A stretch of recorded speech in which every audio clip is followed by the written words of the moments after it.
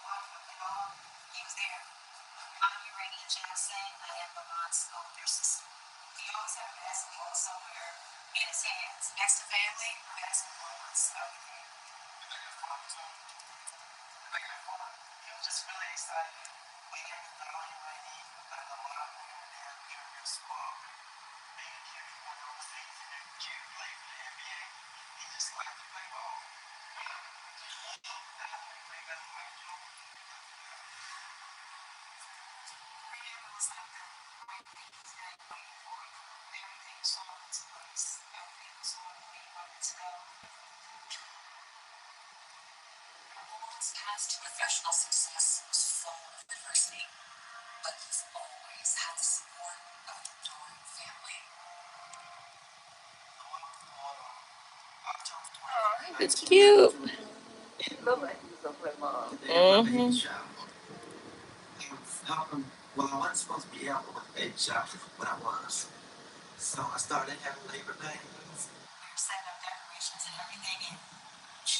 Thank you so much, friend. I really appreciate you. And yes, when I do come visit Detroit, I got you.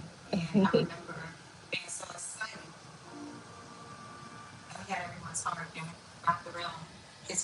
you.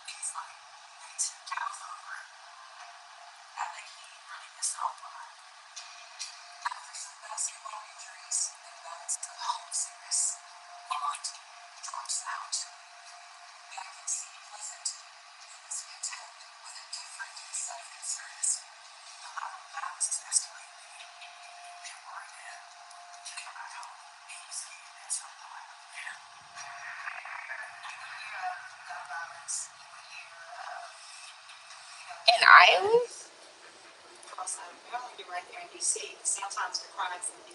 Oh, in Maryland. Okay.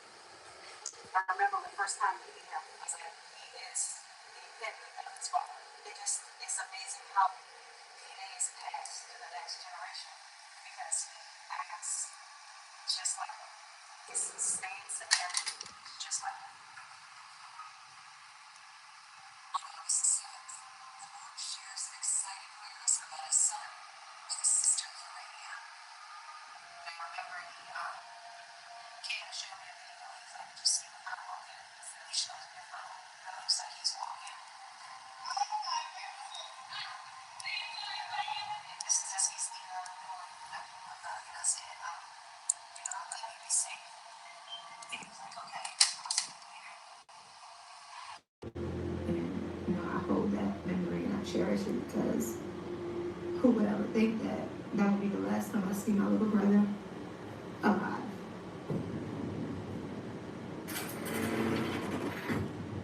The next day, Lamont's older sister receives an alarming call.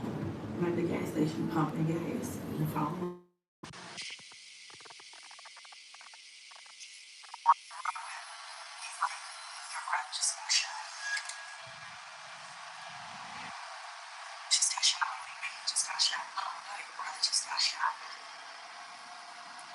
Oh, this is white wave as well, but it's deep wave.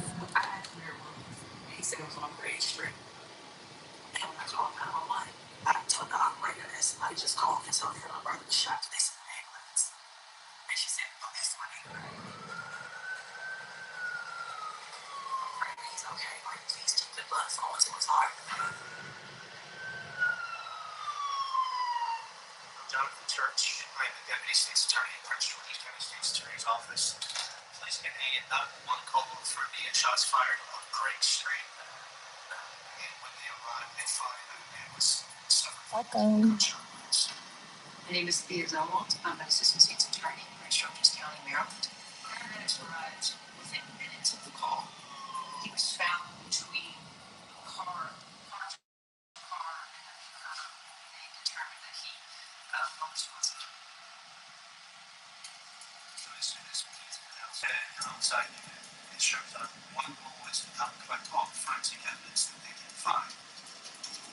As was found nothing. So they do identify his alone there. And then start the homicide detectives running. Now, of course, Gary Daniels that the car drove by. James fired. So they had casings all along the road that they had to make sure that they got them all. Or somewhere that they were 12 fire cartridge casings. There's really any of these stuff that the gun was fired probably to the point where it was at.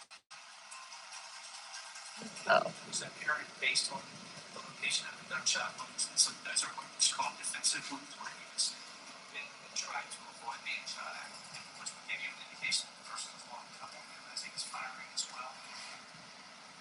There were several buildings to this complex, and that apartment complex did have several cameras. So they made it a priority to secure the footage for that. And we could view it right away, so they're really trying to use as much potential evidence as possible. We thought we saw another one with that vehicle was the vehicle at the time. Once the initial scene is secured, and in this case there was no one committed crime on scene, so they were able to secure it pretty quickly. And it was a pretty large area that they had to cordon off. So we got there, and they go and wanted to get to where he was, and they was now that we see him, that he can't come close. I said, no, I'm going to stay here. But when you're dealing with me, and they kind of have no clue, it's him and a visible, and no clue what's still there. Because you can feel when there's something going wrong.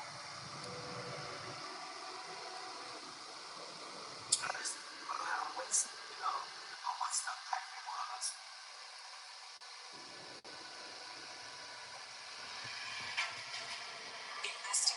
discover critical clues in the Loc's final moments.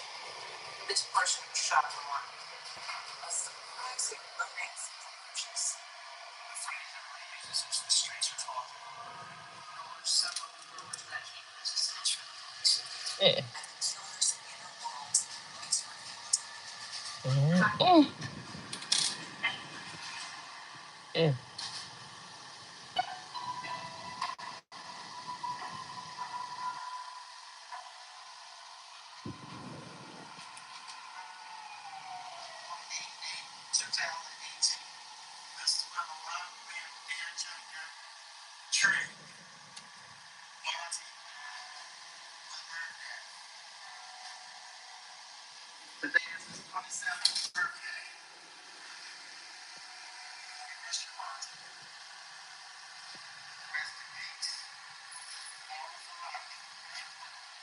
Thank you so much. Appreciate you. Thank you for watching and tuning in. Process the scene of Lamont Blair's murder, what will be their race to cover the tragedy?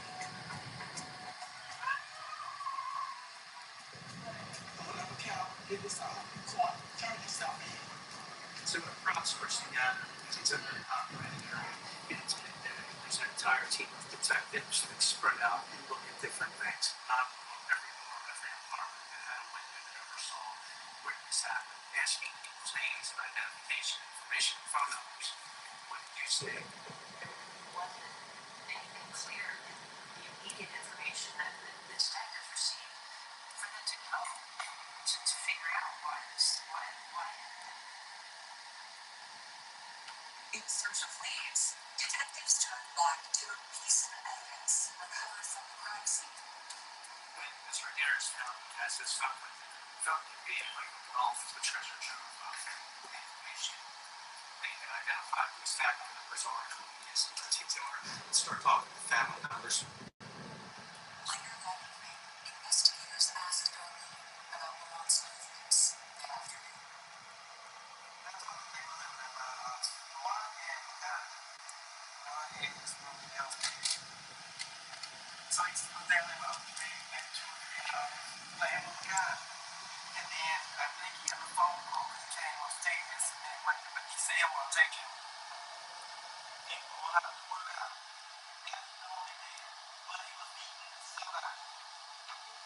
What she didn't realize is what seemed like an every moment Lamont's last. Thank you.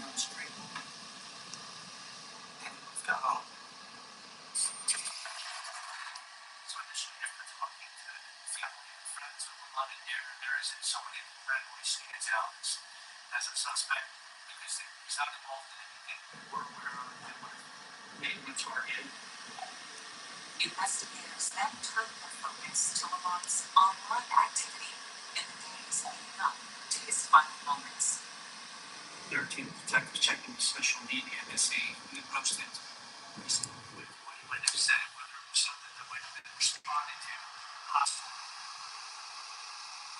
His phone, 20-something-year-old talented, handsome individuals like played basketball, he dated women, he loved his little boy, loved his family. Yes, miracle nuts.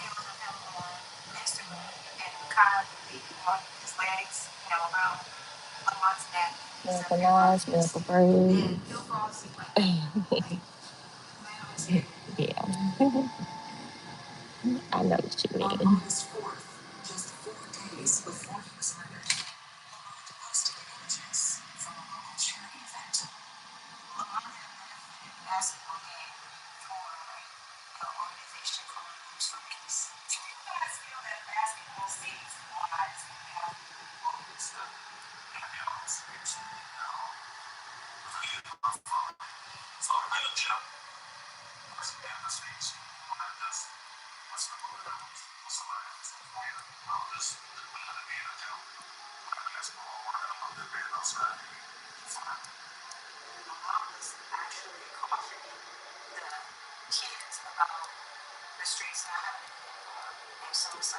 You say I'd rather be in jail.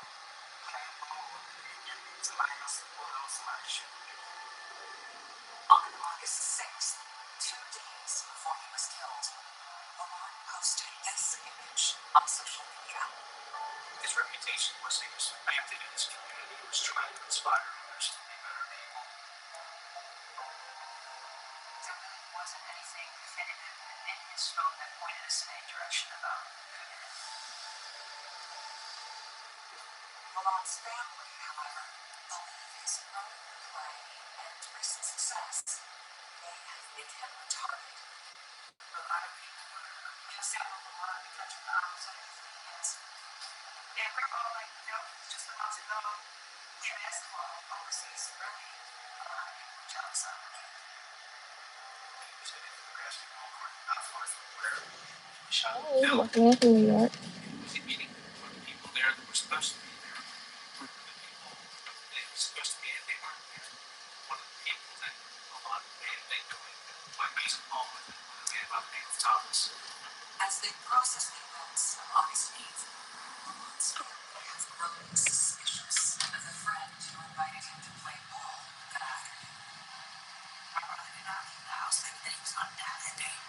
Thomas told Loc, let's go play basketball. They were going around saying Thomas said that, which we felt that way anyway, not because it's just still coincidental that you call him and tell him to come and play. Rumors suggest that Thomas may have coordinated with the gunman to get Loc to Gray Street. If anyone were able to call him someone, Thomas, because he trusted him. The indication was that he was plotting to do this to Loc.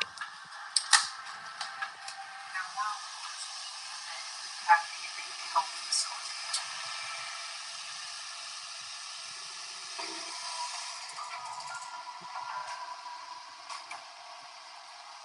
Loc's family had tipped off investigators to a friend who may have been involved in the murder. Thomas was somebody who was on scene at the time of the murder. Detectives were looking at him as possibly being involved, or at least not telling them what he really knew about it. Thomas was one of the first things that these detectives did. He was the one who made the call for the car. He was the one who got the car in the house. He was the one who put the location to let them know about this murder. Police actually interviewed Thomas. He came into the station and they interviewed him to determine whether he was involved or not. Investigators begin by questioning Thomas about his plans for that day. So when police talked to him, everyone was very quiet, trying to figure things out because Thomas was having to do. He did not get that with Loc. It didn't really was useful. It just didn't have any information available from Thomas. Detectives then set out to validate his version of events. He had 6 or 7 someone else that we went through. His phone was full. There was no indication that he had anything to do with the murder of Loc. They couldn't say that he called him out to the scene. He was the one who made the call from the car there. But they didn't feel like he was involved. After clearing Thomas, detectives gained access to the footage from the housing complex that could reveal Loc's final moments. So when police actually pulled the footage of this video camera that's on the corner of one of the apartment buildings, it does a 360-degree pan. Whenever you sight it starts to pan away to the back of the alley to another street and back around to the front. And only a very small segments of it because it's rotating the entire time. Detectives then cue the tape on to the moment in question. About 3:49, 3:50 that afternoon, you can see an individual we know as on an air basement where he falls and where police find him. And eventually you see a gray Toyota Corolla roll up. And that's when the driver's door opens. And the driver jumps out of the vehicle and approaches Loc there. The video is telling me that you see the figure just fire, shooting him on daylight. You see Loc get down to his knees and he's trying to fight. It's just Locs in front of hands out at you. When the camera returns to the scene, the final moments of the tragedy unfold. After the shot, he runs back to the driver's side. He can't get into the driver's side. He hops to the back of the car. He gets in the car and goes away. We couldn't identify anyone in the car, but we were able to determine that there was somebody else in the car at the time. It was in the driver's seat because the car moved away. Was the defendant in the back? And there's another person who witnessed the shooting. Just into the driver's seat, shut the door. To me, this person who shot him on, it was awful, deliberate, premeditated. They wanted to want to do that. I'm Aisha Braid, State's Attorney for Prince George's County, Maryland. Surveillance video can be extremely helpful in identifying suspects in this case. However, it's very, very great. So it's very difficult to make up just for the suspect. You can tell that the driver exited the car on the entrance was an African American male. Beyond that, there was nothing in that video that could tell us who it was. It was a very small, common car, gray in color. There was nothing. There was no way to tell the license plate. But upon rewatching Lauren's final moments, they observed someone else who may be able to identify the killer. So, the shooting takes place right here in the video. You actually see this maintenance worker had pulled up to the main street where the defendant's car was traveling. It was on the video. They saw it. And then initially, this video, said to John, let's get this maintenance worker here. Why not? 5 days later, investigators. What part of Mexico? I ain't got no money now. Take me. Let them go.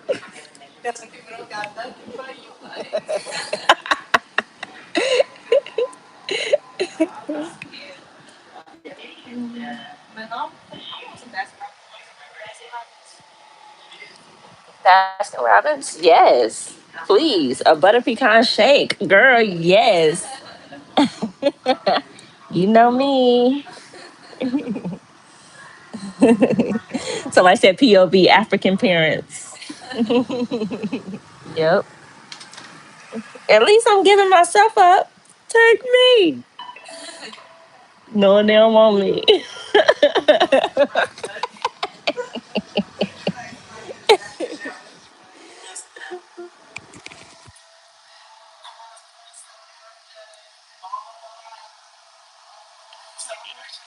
Let them know. Let them go now. I got you in 3 months.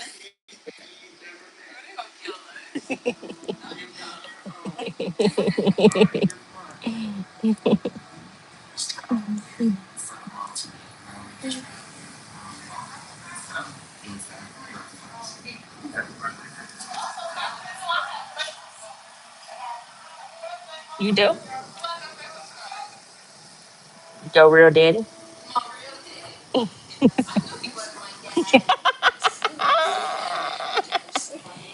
You know who your daddy is?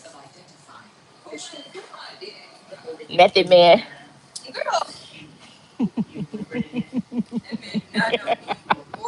Or me. I wish. Girl, I wish. Thank you. I appreciate you watching. Make sure you subscribe and like the video. I do this all the time, friend. So make sure you come back.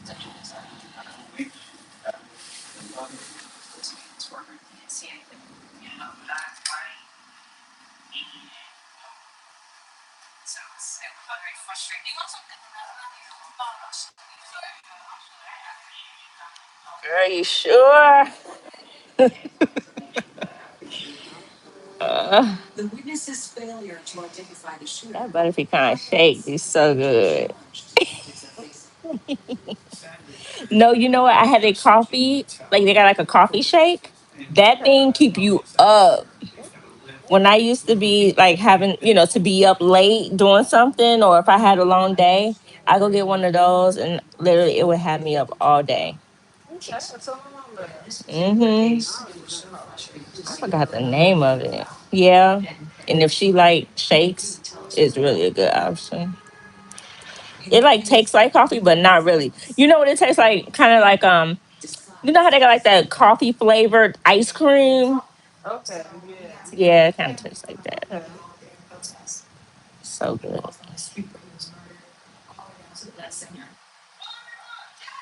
Thank you.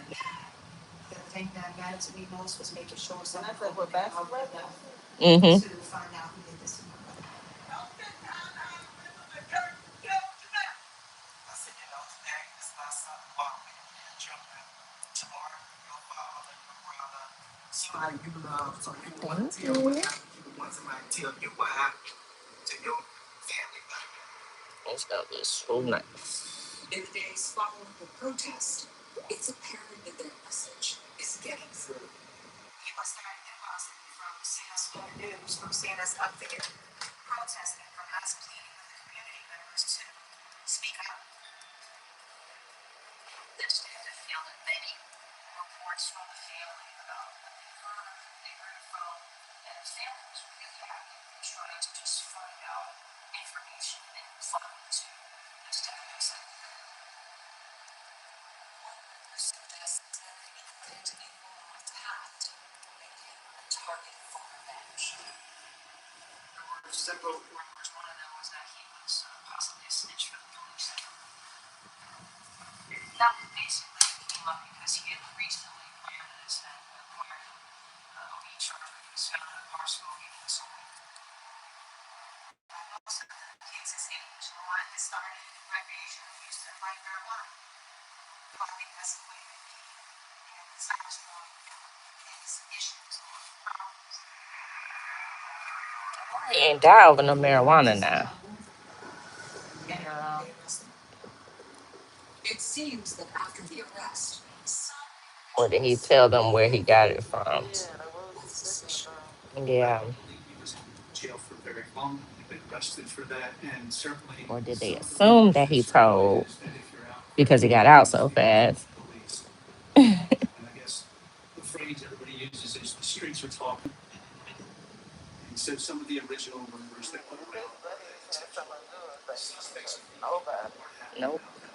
detectives reached out to their partner in the narcotics unit. There wasn't a big charge. There'd be no reason for him to want to subject himself to the dangers of becoming a snitch to work off how he charged them. We had no knowledge that he had been working with the police when we were there. I didn't tell anybody he took the charge, and then he feel that, behind the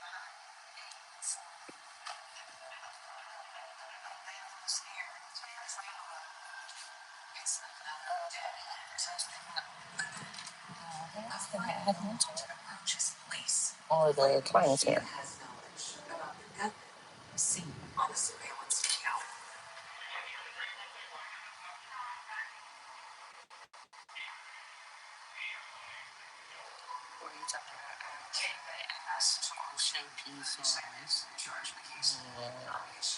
That's right, the client's here.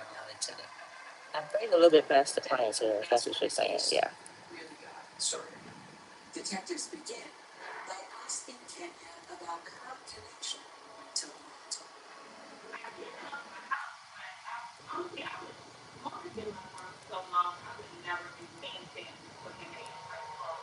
That's how you think.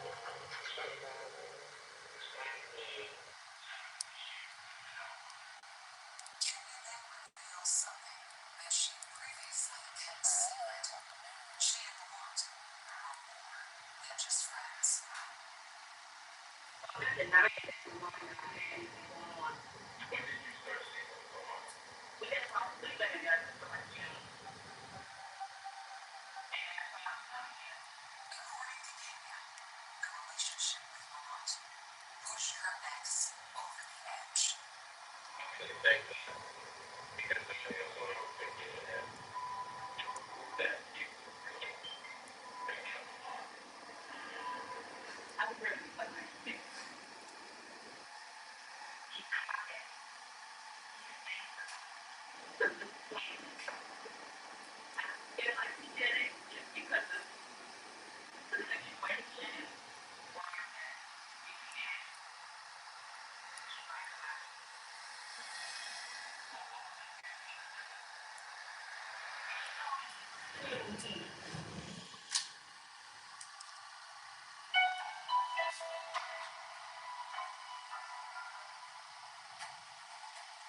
August 10th, 2018, a woman named Kenya tells investigators that her ex, Franklin Scott, may have killed Lamont Dare. She wanted the police to know that she and Franklin Scott had tumultuous relationship consisting of several protective orders, but also two young children. So they were on again, off again. I believe there was allegations that he had tased her. So there was definitely a rocky relationship there. That relationship officially ended in the beginning of May of 2018. Because he's seen that the boss was so supportive of me. He talked to my Snapchat and he's seen how often Lamont and I were together. Franklin Scott was clearly obsessed with Lamont Dare and the relationship that Lamont had had with Kenny. I'm just short. He got back free. And he always got talking about that. Like, you don't want me because I'm small, I'm short, you want to talk. You want to talk. Oh, he was jealous. Wow. Basically, his worst nightmare. A talented, tall, good-looking guy. It makes me cry, but I'm very much. Thank you. Then she offers more details that increase the detective's interest. What he look like? Short. He's about 5'3". He has dreads. Got rid of it now? He has dreads. Long dreads. How long? Yeah, definitely want to braid the client's hair all the way down. But thank you so much. Appreciate you. He matched the physical description of the person who conducted the shoot. Franklin Scott did have a prior firearms charge, so we knew from that he had access to weapons. So that also was something that we were looking at as important. Thank When you. they asked him what type of vehicle he drives, she says that he used to drive a BMW and that was in the shop. She mentions that she believes he's been driving a rental vehicle, possibly a gray Toyota. The same type of car observed in the surveillance video. Investigators then asked about her contact with Scott on August 8th. She told police that she received Thank a you. phone call from Franklin Scott the day of the murder. She was at work at the time. Thank you. You have a blessed day too. Thank you for stopping by. I hope you subscribe and come back to see us soon. Thank you.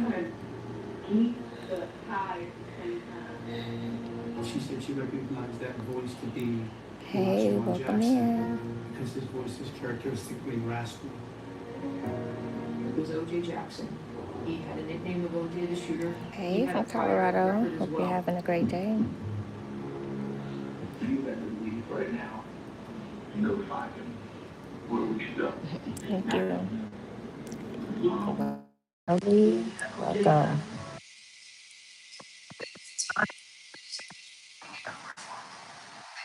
Feelers everywhere trying to track him down.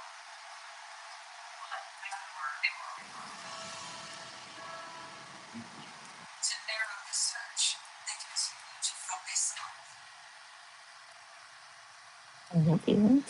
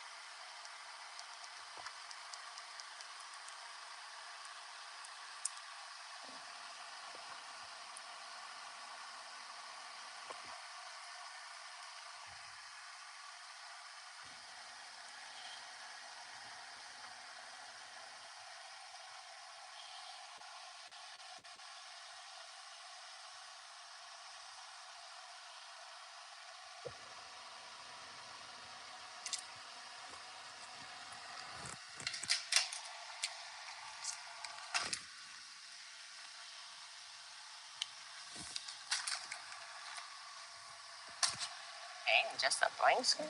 That's, Vehicle spotted in video. that's weird. It must be the video, huh? Because it's just stopping. Oh yeah. Didn't it have blank screen? Now I say buffering, but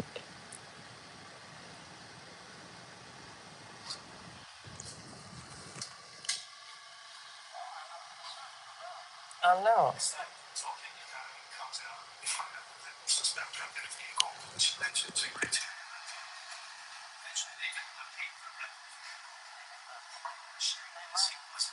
They did it in a rental, and she rented it. Oh, I didn't catch that. I don't know. Well, it sounded like he said, but I don't know.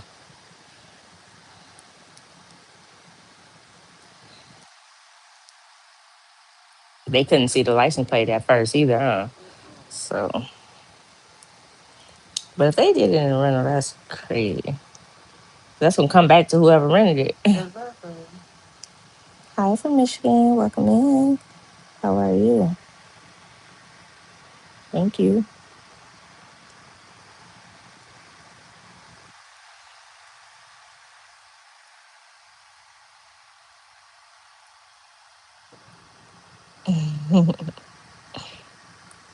Whatever that means. Miracle knots. Half of the murder, Franklin Scott, basically part of the parole and law. A search of the car reveals bullet fragments inside. But there's no sign of the murder weapon. Investigators recall a detail Thank from his you. criminal past. Welcome. Thank you for watching. I appreciate you. Detectives realized that Mr. Scott had a court date. And so on August 23rd, Treasurer's County Police Department were sitting on the Amarillo County Courthouse in Glen Burnie, Maryland, waiting for Mr. Scott to show up for his court date. It was then that they arrested him in front of the Loc area. If he had thought that Daniel would be likely to talk, I think he would have set foot in the courthouse. These did get to the Criminal Investigation Division from the George County Police Department, and as his lawyers, police never get a chance to speak to him. Eager to collect more evidence against Scott, detectives began monitoring his phone calls from prison. Within the week that he was arrested, he had made some jail calls asking his waits to help him get rid of his babies, which the detectives were able to determine he was talking about his guns. What bolstered the prosecution's case? Unfortunately, they listened to the jail calls a couple of days after they were made, so by the time they were able to get a search warrant and search the house, there was no indication of any firearms. The failure to find a weapon is a blow to the investigation. Had their time resolved, it was enough for probable cause to try to favor subject, but it wasn't enough to find him guilty beyond a reasonable doubt. They needed something involved in that moment to be able to begin forward and point at Franklin Scott and say he's the one who shot repeatedly at the London victim. That man is Elijah Warren Jackson. If we wanted who was truly responsible for this, we had to find him. So police immediately zeroed in to track him down.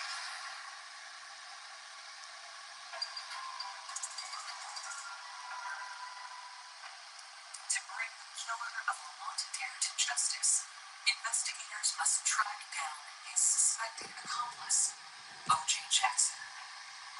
OJ Jackson. I've been watching this. O.J. was traveling. He would go Okay, to OJ. Texas, Florida, England, come back like he's active on a social media page. But 16 days after the homicide, police get word that Jackson has returned to the Deep Pleasant area.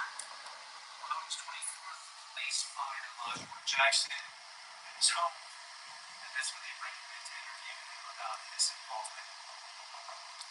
They interviewed him pretty extensively. for a couple hours.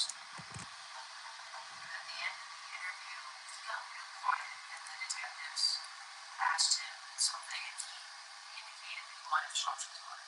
When his mother came in, and you saw a pretty profound exchange. His mother tells him, "You need to tell me the truth. You don't need to be out for this. You need to be honest." Elijah One Jackson is finally ready to provide a first-hand account of the tragic events captured by a security camera. He made it sound like he bumped into Franklin Scott as he was walking. I think that Franklin Scott made a lot. Thank you so much. And that's a great skill to have. Something that you can use, most of your life, right? On yourself, on your kids. I'm very grateful that I learned this as a teenager. Jumps over into the driver's seat. Then Jackson observed Locs frightened moments. Stop on air firing. I think it all happened so fast it was a surprise for OJ. OJ Jackson just wanted to get out of Dodge. OJ indicated that he's not expecting it. However, he did get to front driver's sides. He was ultimately charged with accessory after the fact. Franklin Scott accepted responsibility for what he did as well, primarily because he knew Elijah One Jackson was going to offer testimony against him. Franklin Scott pled guilty to first-degree murder. I pray God it's a more certain outcome than Thank you for watching. so I'm happy with the results. Elijah One Jackson is serving a 6-year sentence. Franklin Scott, 15 years.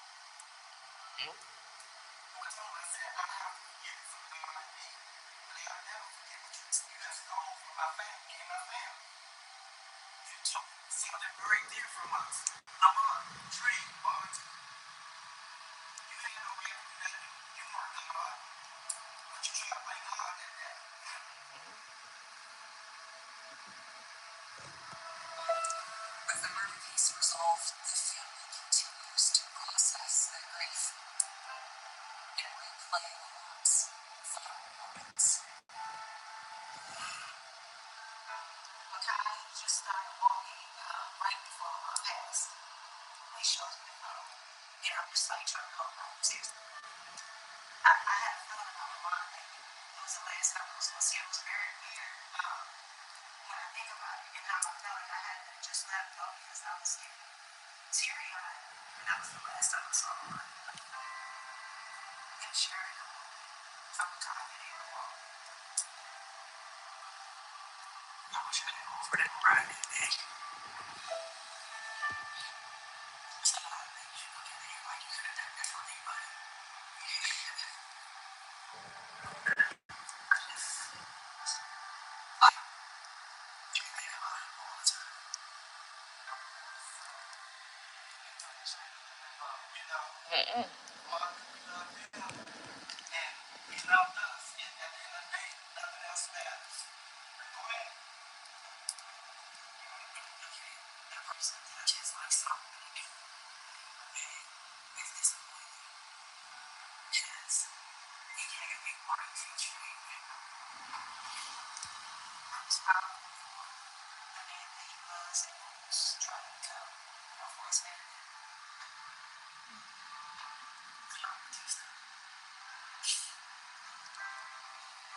I do need to use it. Put in crochet.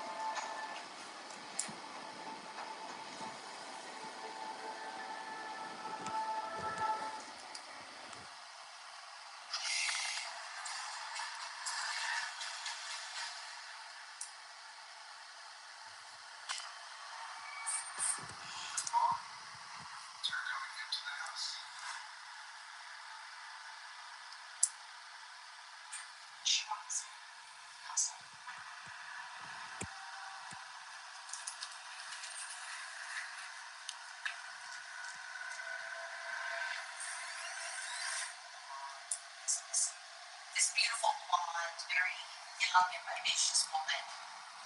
Never going to start a child and I can go right now from there. I'm trying to message her. I'm trying to call all of us. Police, I have a lot of those facts saying she could just be off the grid right now. We don't have a crime scene. We don't have an obvious crime. There's no body, there's no murder weapon.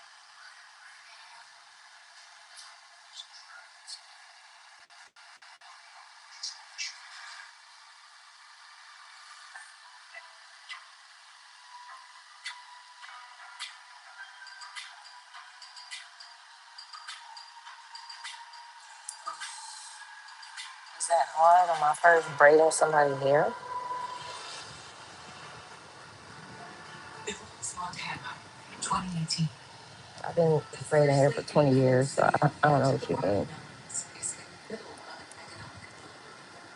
I've been doing crochet for a long time. Johnson has come to experience her own independence. Yeah, been braiding a long time, so not hard. Been doing crochets for a long time as well.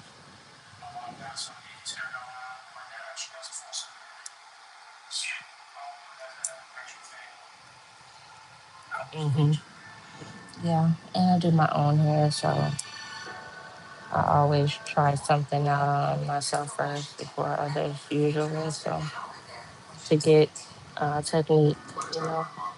Also, I watch other braiders to get like different techniques and stuff too. So I'm always like innovative, learning new ways to do things. Make myself more efficient.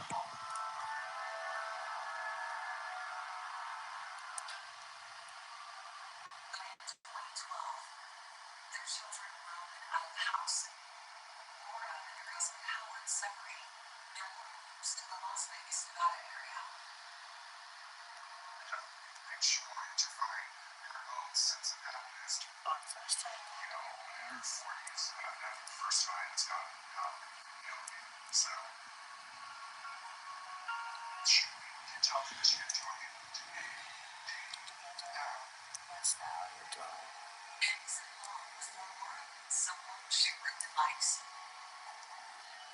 His name is Braid.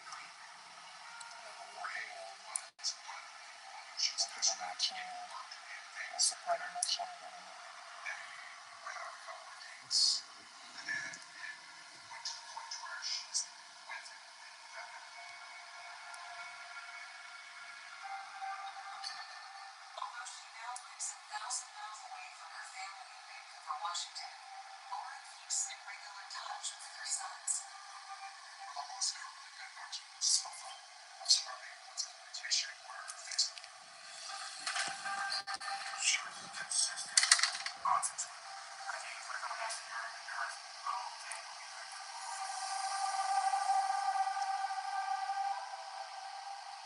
In July of 2018, Greg Green gets a job in Billings, Montana.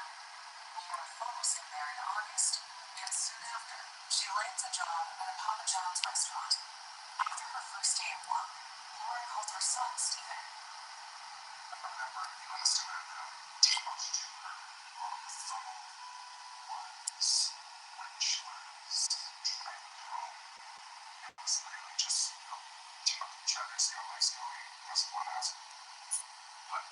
On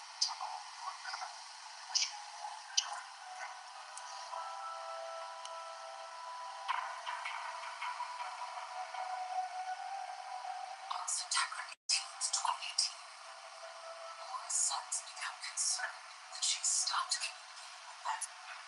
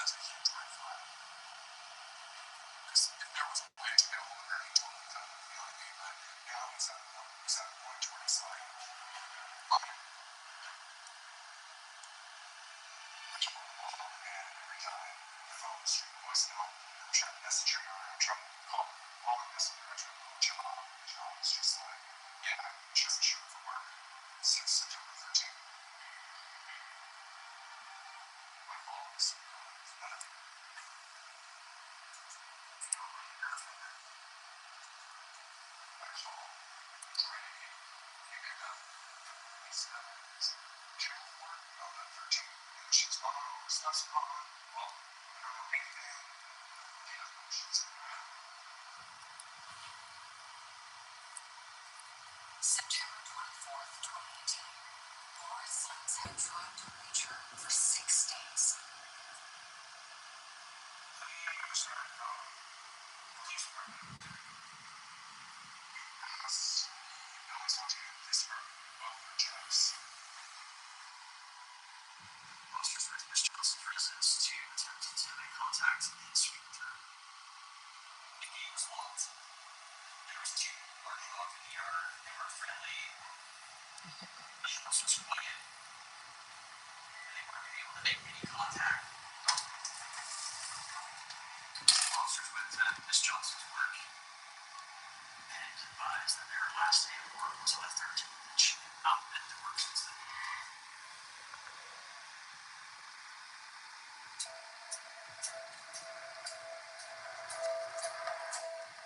Detectives tracked down her boyfriend, Greg.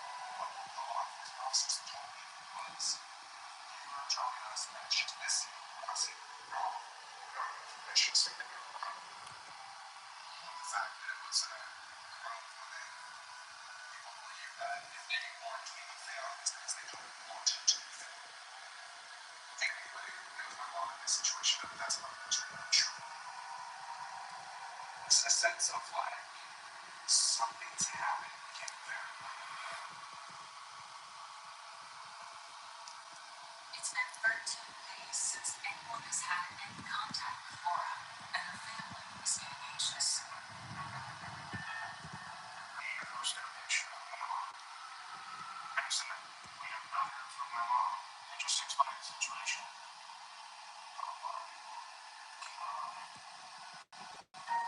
This was getting a ton of shares.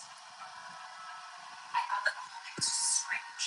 The fact that, her sons haven't heard from her, I don't know where she is, she hasn't shown up to her job yet, she's not responding to text messages. The first thing that I do when I see something like that is I do reach out to law enforcement. September 27th, 2018, I did receive a call from one of the local reporters regarding a Facebook post involving Laura Johnson. So the next thing I did after I got off the phone was start to research the case. while we haven't reached the level that there was a crime committed, things were starting to fall in place that not everything was right.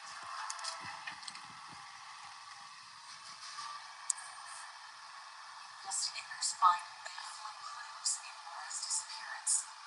There was a recent phone ring from Washington that showed the phone had been there constantly was switched. And Laura, go traveling past. She had a premonition, and she could just be off the grid right now. I'll just say, it's the next Washington service to go on there.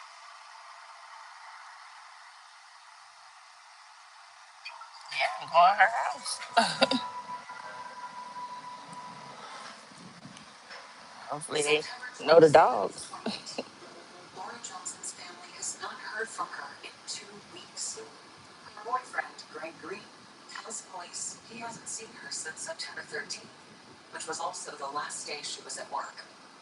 This appointment's still unknown where she's at. Unknown if there's foul play involved. We just have not gotten any information conclusive one way or the other. Police asked Laura's son Stephen if there is anything going Oh, you on in have her fire life they stick. should know about. Stephen tells them that years before she was injured and that she became addicted to prescription painkillers. But at the time of her disappearance, she was getting treatment and doing well. There was a feeling that potentially she may have relapsed her addiction. Police had to look at those facts and say, well, she does have a history of use. She had a prior addiction, and she could just be off the grid right now. Detectives reached out to the clinic where Laura has been going for treatment. Yes, I do all kinds of weird. Reminds me that she had been there at a recent opening for 3 weeks prior to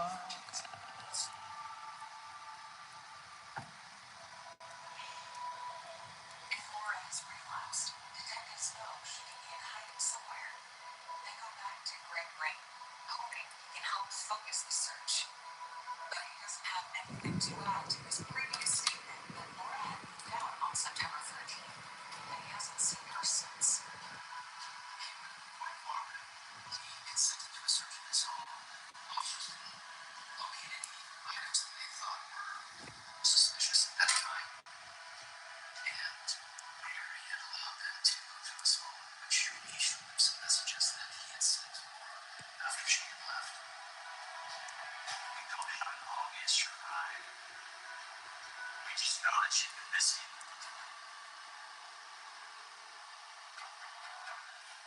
Investigators subpoena Laura's phone records, and when the data comes in, there's a Thank you. Yes. is alive and well. You got another client? Oh, okay. Thank you. All day. Detectives wonder if Laura went Huh? back to her hometown of Huh? Vancouver, Washington, where her sons and ex-husband live. You said you're overly busy? From an investigative standpoint, it made sense because that's where some of her support network would be. Sergeant Knotless. Sad. I have some great news. She did show up. Next week, I'm just Laura's sons. Oh, okay. Searching all over Vancouver for her. Me and my wife drove around. I think I'm here every day next week too, except Thursday. I had to block it off because I was booking up every day.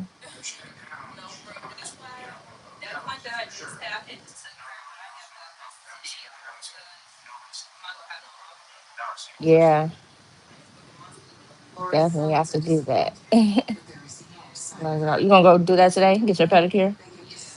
Okay. The investigators made a mistake. Okay. See you later. Love you. My mom's phone. They paid me the last incoming call. And it was my dad. And it was on his birthday because he spoke to my mom every year on his birthday. He knew everything that was going on. Thank you. And he said it was my birthday. So if we should answer to it. Laura never answered that call, and detectives realized that she was never in Vancouver.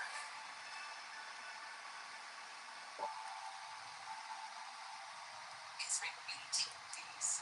Laura Johnson disappeared, and her son Stephen decides he has to take action. Gonna get an answer, and that was the next logical step. Was to walk in. I was like, I'm not just gonna sit there. I couldn't go alone. They said to themselves, we're going to just get in the car, we're going to drive 14 hours over the Billings, and we're just going to go look for her ourselves.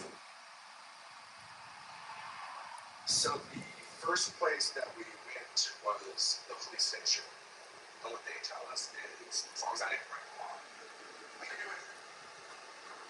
I had inclinations about the person Braid was, and none of that ever sound like me.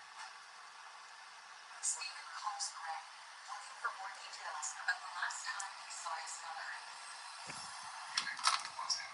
You know, who are you? What is this? Hangs up the phone. And so I went to his house. I was yelling my mom to me. I'm yelling Paul. I'm yelling Paul. And I think that she's okay. And then that's when he lets the dogs out. So I go up to the dogs and they're loud, but they're not dangerous. So I spit down, start that dog, you know. He's weak and I'm trying to have a cigarette and just, you know, to help calms her and Steve draws it. Like, Laura's my mother. I don't know her shit. I would like to tell you. And he's like, no, no. She's gone. He's very calm. Just saying, just smoke a cigarette. So I told him, I'm not moving over my mother. And he's like, I'll be the one to put you behind bars now, you know, and everything. So I told him, leave the phone calls. Honestly.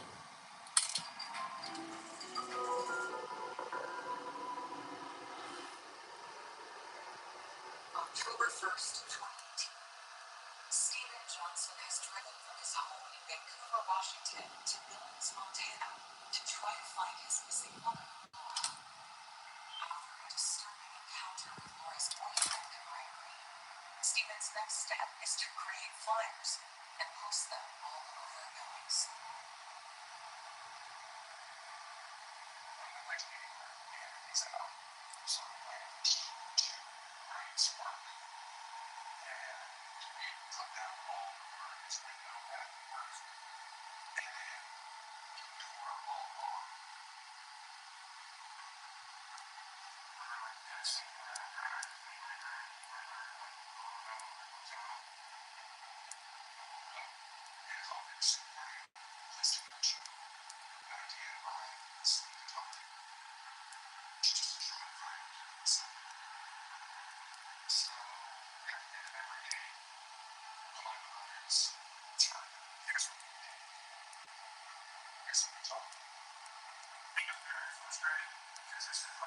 what you said. I have never thought about this. No, that's not it. The hardest things for me was feeling the frustrations of the family, understanding their concerns, understanding their desire to have, swift justice. You can't just go to Mr. Braid for evidence and knock the door in and do a search warrant. You've got a proper legal procedure. At the time, we were really not enough information to use the search warrant process in order to further develop Ms. Johnson's case. It was frustrating not being able to get a real reaction. So I just felt like to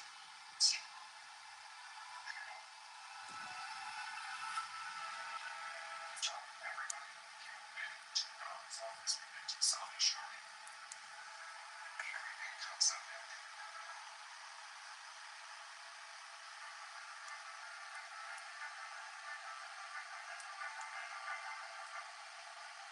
We had every single day. We had been through all grade things. It's brilliant. It's no solution. We were nowhere closer than day 5 than we were on day 1. And over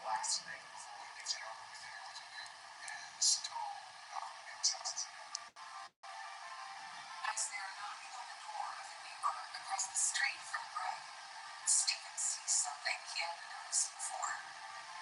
Obviously saw this. Okay, I think there was something. It's a camera. Always more interested in. It was right in the driveway where Braid and Loc lived.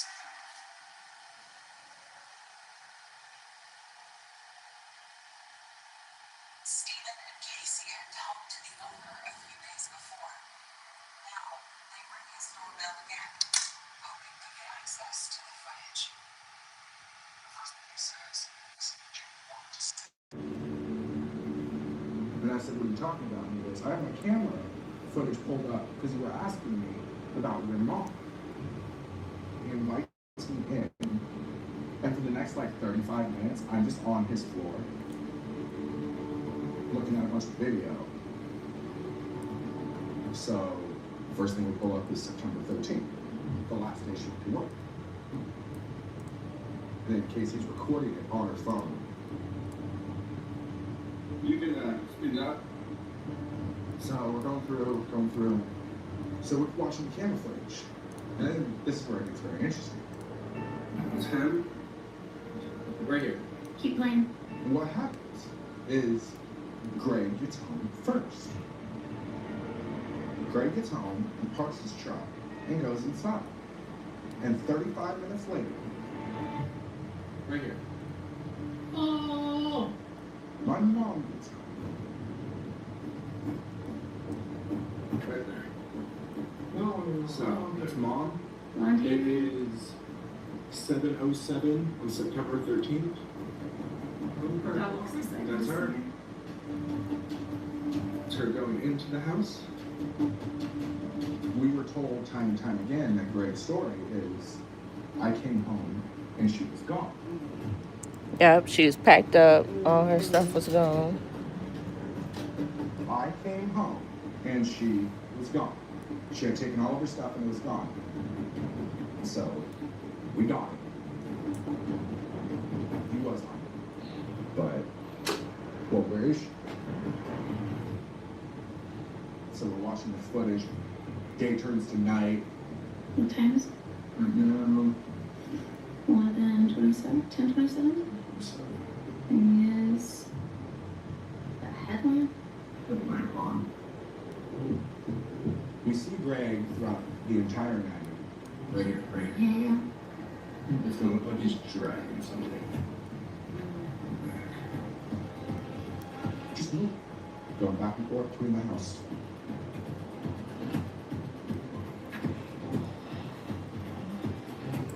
$150. That's when we call the detectives, like, we need to come see this.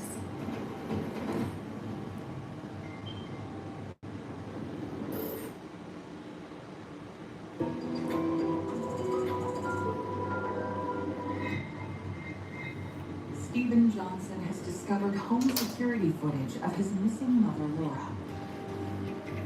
It shows her at the house she shared with Greg Green after the time Greg told police she had left. Realizing the importance of the discovery, he calls the police.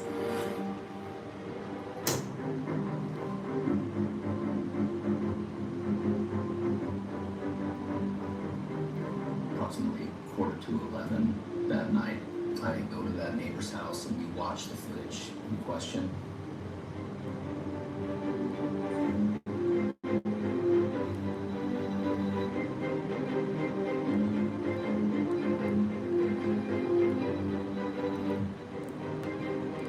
We then start viewing the video in greater detail, and it was definitely very concerning.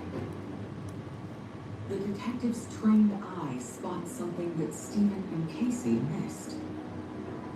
The footage shows the area of the driveway where Laura Johnson is observed coming home that evening, and she's exiting the vehicle and walking towards a trailer.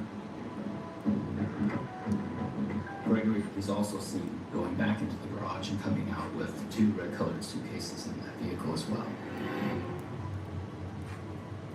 The same 2 red suitcases that Greg told officers that Laura had taken with her when she moved out. And then the detective detectives see something that changes the investigation from a missing persons case to something much more disturbing. And you can see him. It's a purse? That large, heavy object. Oh.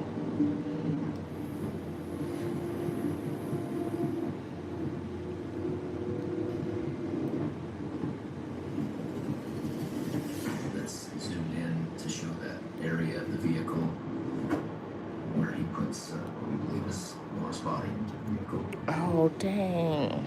And then ultimately he's observed putting a shovel in the back of the pickup bed. So he done buried her somewhere. Before he leaves that evening, just after 7 p.m. We believe that more than likely that is her She ain't body. even been home 20 minutes, right? To prove that at this point. Oh, it was the next day. That Oh, it was the next day. gut-wrenching feeling to know that That's you just crazy. observed somebody's last moments. What the hell did you just watch? Right. The only logical answer is, Greg ended my mother's life that night. And finally, Collins offered you, like after all of this, that I'll probably never get to see my mom again.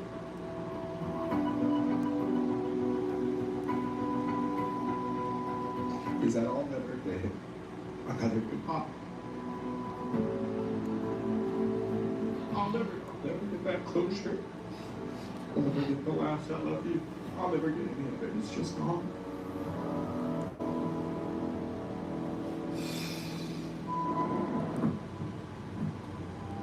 But unless police can prove that it is Laura's body on the video, they don't have a crime. On October 5th, 3 weeks since Laura was last seen, Billings police asked Greg to come into the station for questioning. Gregory told us what he had initially told officers. He told us that on the 13th, when he got home that evening, she was gone and her 2 red suitcases were gone. In that video, it shows Greg pulling those suitcases out of the house and packing them up in his truck. He seemed very surprised when we told him that there was video. And then he decided that he didn't want to talk to us anymore. We informed him that he was not going to be allowed to go back to his home. We believed that that was a crime scene at this point. The vehicle he drove to the police department was impounded at that point. We have now crossed into full-on criminal investigation. We do believe a crime has committed. We had probable cause at that point to seek a search warrant for his residence. But we didn't have enough information to that point to make an arrest.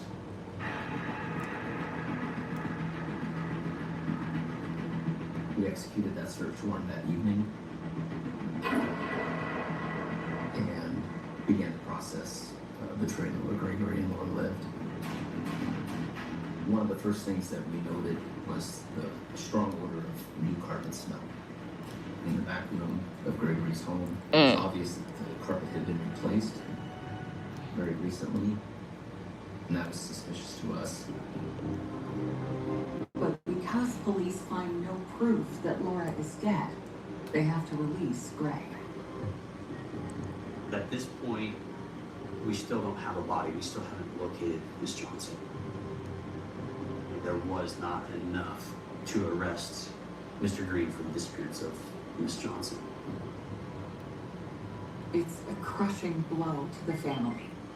After them basically telling him, hey, we know why. They let him know.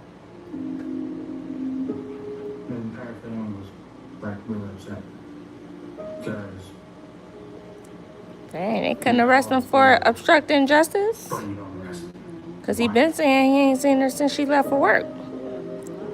There's a lot of frustration, but I would say it was mainly based around like this guy did all of this and we could just see right through him.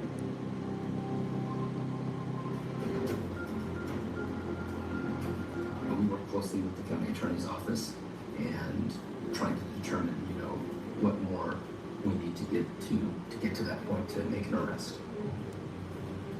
I had to remain focused on what needed to be done to build a case against him. While the forensics team examines Greg's seized work truck, detectives have a strategy to keep an eye on Greg. One of the last things we did when we searched the residence is we placed a tracker on his vehicle. We believe that he did more than likely take Laura's body to some location to bury her. We placed the tracker on with the hope that he might go back out to the location. The tracker is placed on Greg's personal car, the same one that Laura is seen driving on surveillance video on September 13th. On October 5th, hours after his interview with detectives, Greg Green starts to move. At approximately 10 p.m. that evening, his vehicle started to move towards the interstate, heading west outside of Billings. You gonna go back to the body? So we began to. They always do that. He drove straight through the night, and we realized that he was leaving the state.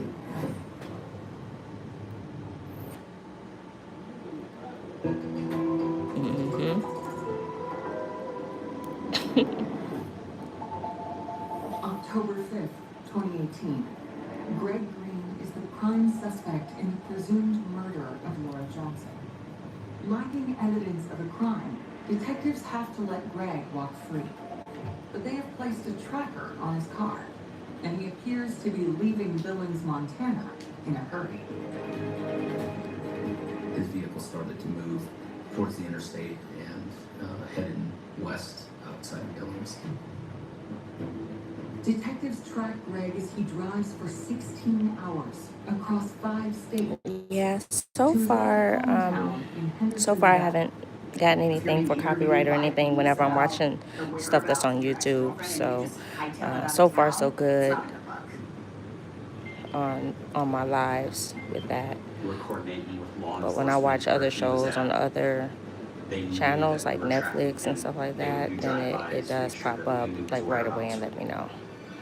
So. Meanwhile, Billings police continue the search for evidence to arrest Greg. Using his cell phone We'll see. data, I'm new to the they tracked monetization, Greg's so movements during the I night may of have September to 13th. switch that up. Which Thank you.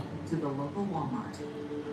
We were able to locate footage of him going to Walmart that evening, and when he went through the self-checkout, we did see a very distinct abrasion on his face, which we thought was very suspicious at that point. Then, another crucial piece of evidence emerges from the forensic search of Greg's impounded work truck. I noticed that the vehicle was very clean. It had been washed recently.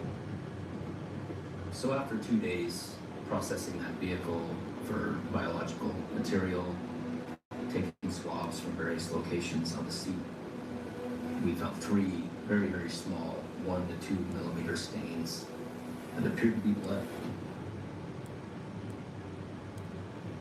That evidence came back from the crime lab, and sure enough, it was Laura's blood. The totality of all of the evidence that we had located, Thank you. including the blood on the door of that truck, and together with video footage showing him carrying out what we believed was Laura's body, at that point there was enough evidence to arrest him.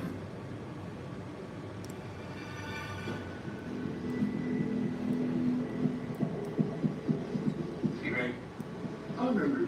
You remember us? So you know why we're here? I mean, so yes. So, we changed for something like this, or? Well, we had a warrant for your arrest for homicide, so that's what's changed. That's why you're here, and that's, okay, and you'll be expected Billings. For deliberate homicide. Deliberate homicide. Deliberate homicide. You want to tell us what happened with her when she went home that night, and what you did with her, that's your decision. I'm not going to trust you, that's what I want to know. I did everything that I'm already. Okay, well, we will have time for you, so if you don't want to talk to me, we'll leave it up there, okay? After being held for 7 months in a Nevada jail, Greg is extradited to Billings.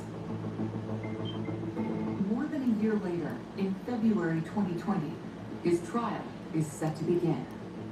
But without Laura Johnson's body, a conviction is far from a sure thing. We had a theory of what we believed happened, but we just didn't have a body.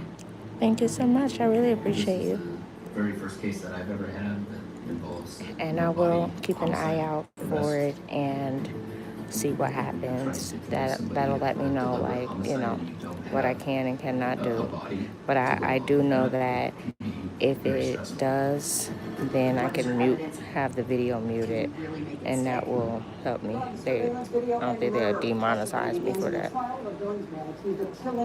unless I have a copyright strike. You sat right But behind the entire time? so far, so good. So we'll see. At all? He was not taking anything seriously.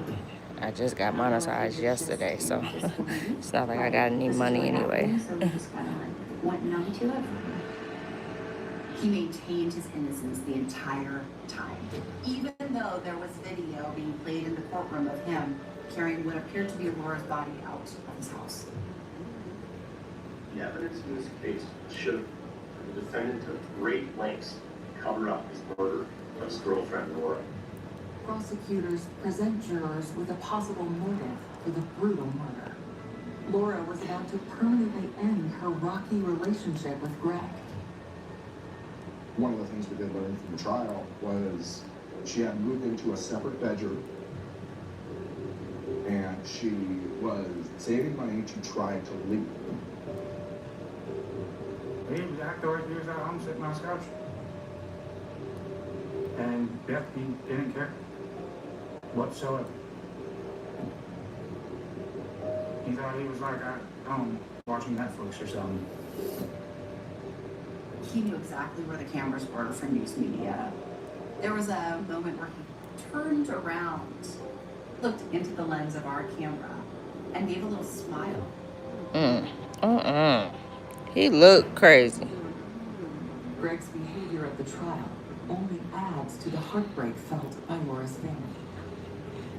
That if this situation didn't happen, I could have had my mom back. She would have been living in my town. She would have been.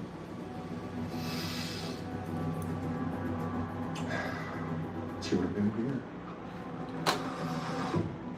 It's not fair. How will this trial pan out without evidence of Laura Johnson's body? This case has had so many unanswered questions. It's had so much heartache with it. And there's no body, there's no murder weapon, there's no evidence that shows he actually killed her.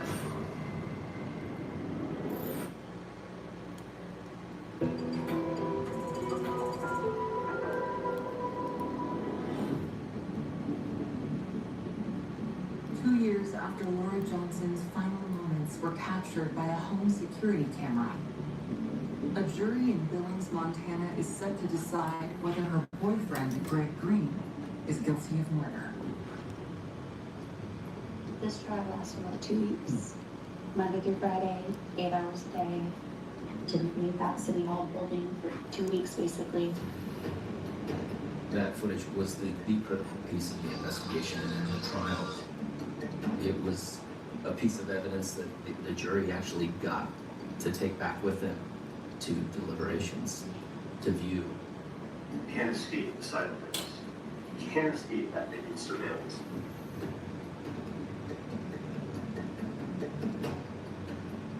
Any person with common sense to see all the evidence, and especially the video, would know he was guilty. I just got home the day before, and Steven called and said, hey, they have a verdict already, we're heading back.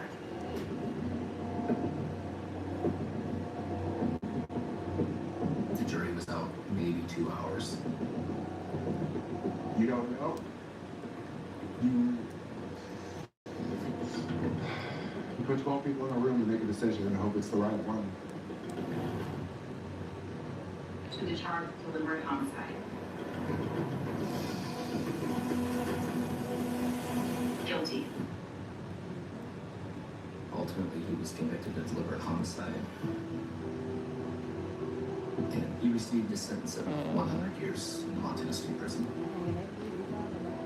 Mm-hmm. In my 16-year career, this is the first case I've been involved in that went from a welfare check to missing persons to a homicide without a body to a even prosecution of a homicide without a body. And the fact that the contribution that we had was as impactful as it was, that's where the bittersweet part comes, you know? Had to extend ourselves that much. Go through something you could never prepare yourself for. Exactly. If you didn't do that, then we would still be searching. One of the key pivotal moments here was the persistence from family. And then Ms. Johnson's son coming to Billings and locating the surveillance footage. And I can only speculate. Why they didn't if do that? video had not been located or recovered, I'm not sure where we would be now. Exactly. Usually it is. Today, Stephen and his brothers are focused on keeping their mother's memory alive. And so they was taking his word, yeah. I got married last year to my beautiful wife, Casey here. We had our daughter, Eliza, and Eliza's middle name is my mother's name. So her name is Eliza Laura Johnson. A big part of how my mom was as an everyday mother is the ways that I've been able to cope with her loss. So, making a meal when she made, having the family dinners, you know, bringing her into my life in those little ways to keep her alive. That's what I do. She's there every time I make dinner, you know. The only thing I have that I can hear her voice now is April 2018. She called me while I was at work and she left me a voicemail and told me happy birthday. That's the only thing I have that I hear her voice. We still have the fact that we don't know where my mother lies to this day. That we have not been able to bring her home. We haven't had a sense of closure for peace. There's been no funeral, there's been no memorial, there's been nothing. If there's anything that anybody can tell us, if there's anything that sticks out, if there's a piece of property you own, if there's something you can do, if there's something you see, it's just, you know, please come forward. I'm hoping this outcome that people come forward with actual real information and that helps us find her and bring her home.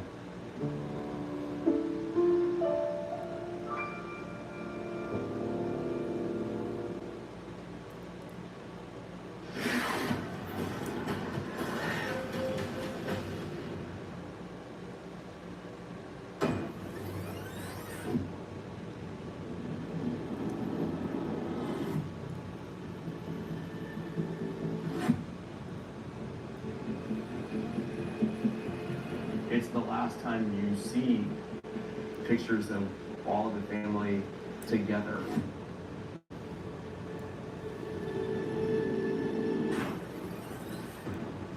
When that family was entering the house, you heard the gunshots.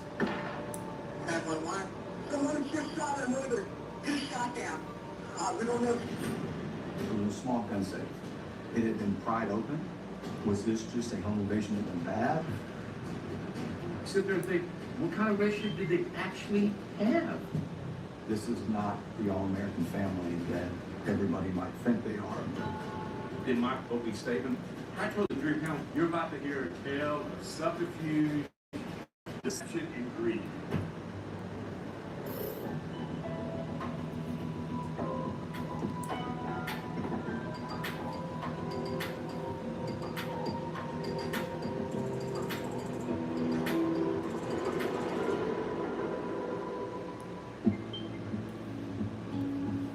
December 2003, Sugar Land, Texas. Kent and Trisha Whitaker and their two sons, Bart and Kevin, have called this affluent suburb home for more than a decade. It's a perfect fit for their upscale lifestyle. Sugar Lane was an amazing place to grow up. It was a community focused on faith, focused on friendships, relationships, a really tight-knit community. The Whitaker family was a pillar in the community. I attended a private school there in Sugar Land, and Kevin did too, and we were fast friends. The Whitaker family did so much together, whether it be fishing trips or camping trips, you know, times on the lake. Kent and Trisha maintained that really sweet closeness with their kids and that high level of trust and communication. They love to experience life as a family. I was the Whitaker's next door neighbor. They were very normal, kind, empathetic people. They seemed not troubled, unburdened. Life was good. Unburdened. That was my general vibe.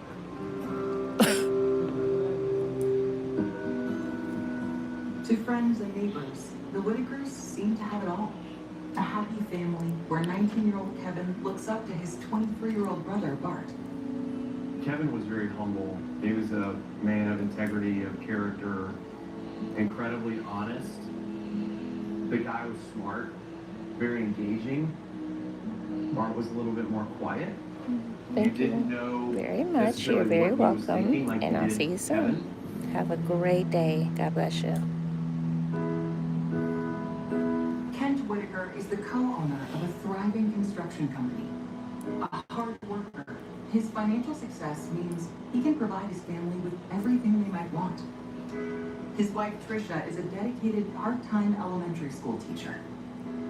She loved and knew every kid in every class every single year. And the interesting part was that she didn't have to work, right, because of Kent's job. But it told you a lot about her heart.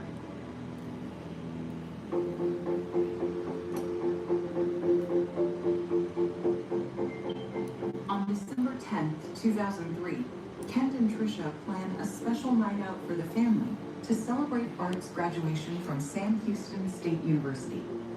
At dinner, they present their son with a $4,000 Rolex watch as a graduation gift. I know what a Rolex costs, and you bought a Rolex as a graduation gift. That's not an everyday thing. Kent is a proud dad and takes photos so they'll have a permanent record of Bart's achievement.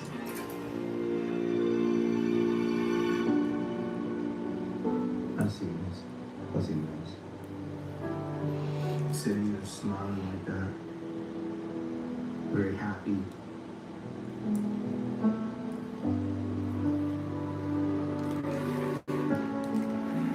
It's the last time you see pictures of all of the family together.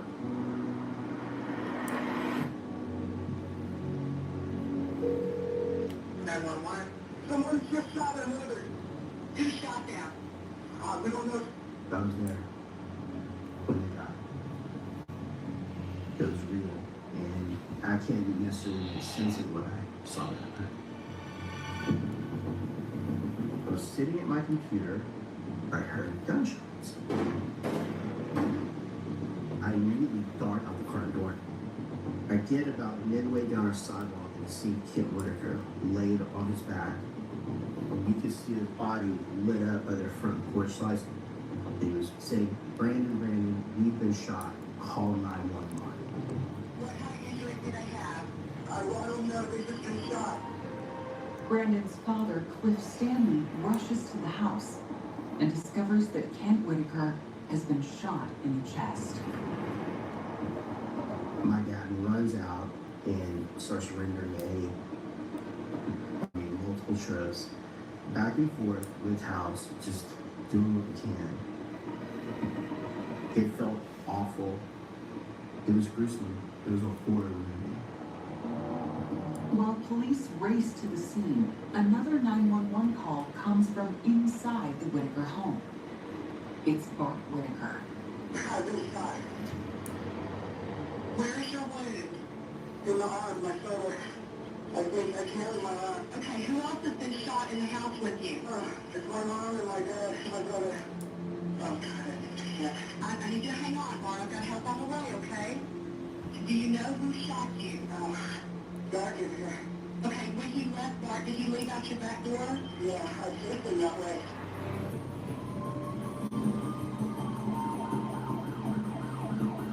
When I arrived on scene, it was very chaotic. There was ambulances, there were multiple police cars, fire trucks, a helicopter. When detectives arrive at the Whitaker home, they find Kent Whitaker hanging on to life. EMS personnel had went in, they had taken vitals from Kevin Whitaker, and he was pronounced deceased.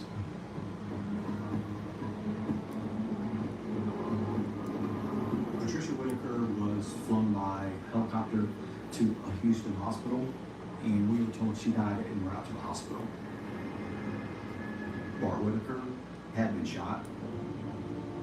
He was being medically treated by EMS. 2 people were shot, another 2 people were dead. So we knew within the first hour that it was a double murder.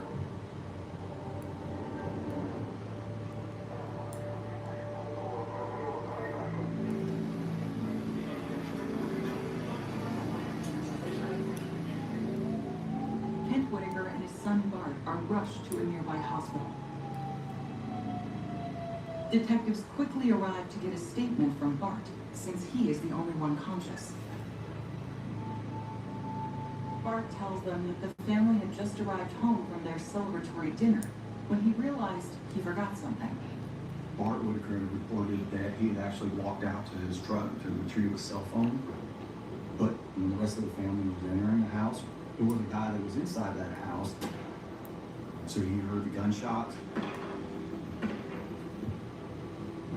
Bart reported he had chased the shooter through the home and out the back of the house, and he had actually been shot by the offender. We had several home invasion robberies. So the thought initially was, are they connected? Was this just a home invasion that went bad? But something doesn't quite add up. Probably the biggest thing that stuck out to us was every drawer in the rooms were pulled out exactly even with each other. So the burglar basically like did it purposely, pull out every drawer out this, so to make it look like I was trying to look for stuff. But you weren't looking for anything. You're just pulling out drawers.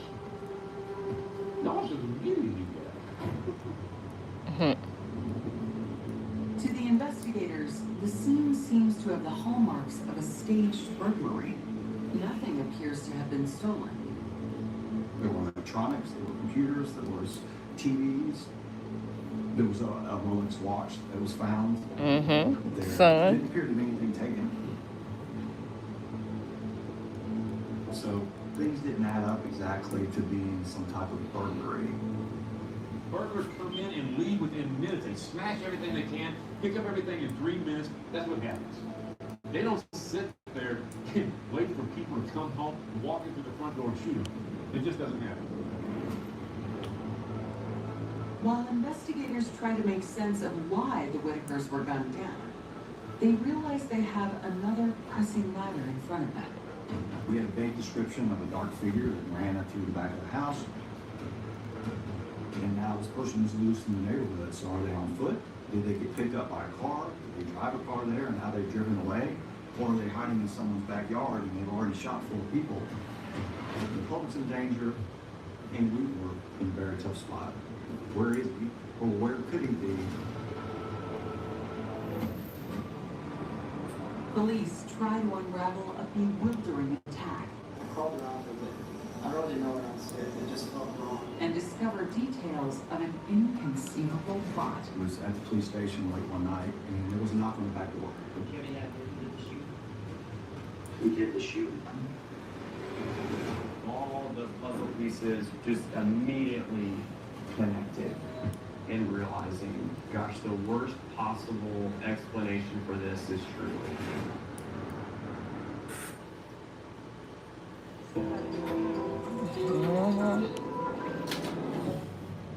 Or the sun, right? As police in Sugar Land, Texas begin investigating the shooting at the Whitaker home, He shot himself to make it look like. I got a call from a friend. Oh, in his arm. Yep. He probably shot himself to make it look like somebody shooting. did it.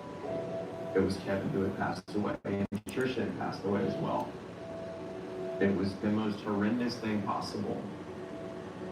And so at that moment, there's so much happening, you can't reconcile anything. You can't process, you can't grieve. It's just all hell's broken loose.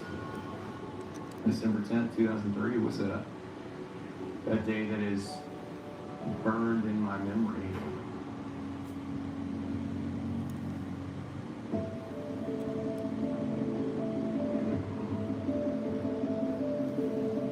I don't feel like I ever did process it. I just kind of did what I had to do and kept moving forward. It was just shocking. Sugarland is incredible stuff. It's the kind of place where you don't even hesitate to take a walk with your aid. They definitely made me more aware of my surroundings, of what's capable from people. You know, the first question is what happened? What went down? And then why?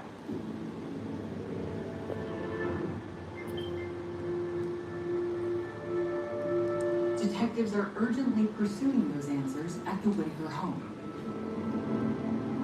As they search through the house, they find a weapon and 4 empty shell casings. There was a gun that was found in the kitchen area, which was odd. It's probably the murder weapon.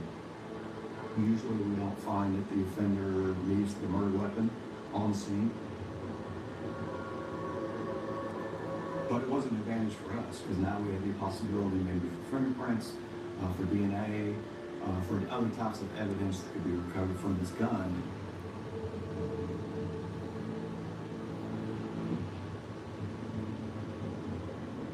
In one of the upstairs rooms, nothing in that room appeared to be touched at all, except for it was a small gun safe. It had been pried open. You can see pry marks around the frame. It was empty. The gun safe was small little box, maybe a foot by foot, tucked into a hidden area. Whoever did this knew what to look for and knew what was in the safe. The discovery leads the investigators to question how familiar the killer was with the Whitaker family and their home. It was odd that someone had targeted this small gun safe out of this whole big house. Why weren't the computers disturbed? Why weren't the TVs taken? It just didn't make sense. So our job was to try to find out who, how many people were involved with this. Most people are killed by people who know them. 78, 80%. It's very strange and stranger and stranger. It just doesn't occur that much.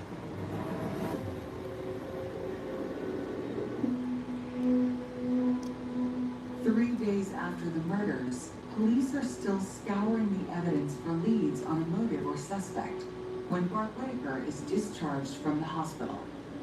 His father, Kent, is still in intensive care.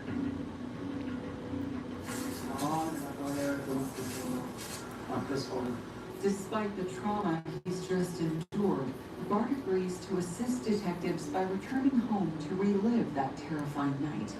The investigators hope he can remember something that will lead them to the killer. It's 7:54 p.m. Officer DuBose is going to be playing the part of the suspect, and I'm turning it over to Bart for this direction of everyone. We went to the crime, trying to figure out exactly what happened.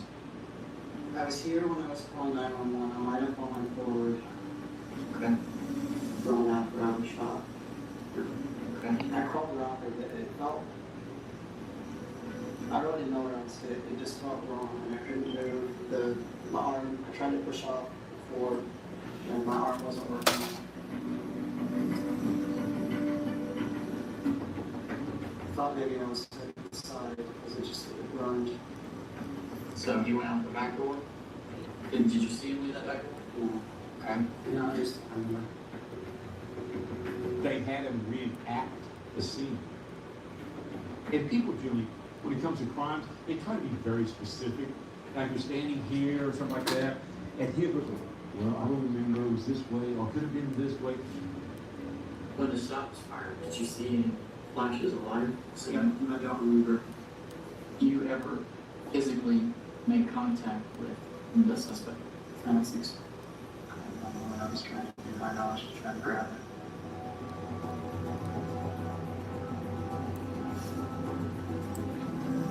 I got you. He was very vague about things you think he would be. Okay. At that point, we had no leads. We had just a family of 4 that had been shot, 2 that were deceased. They came home at the wrong time, in the wrong place. That's the story that you typically hear, right? That's the initial reaction. It's just incredibly unfortunate, right? How does this even occur in Sugar Land?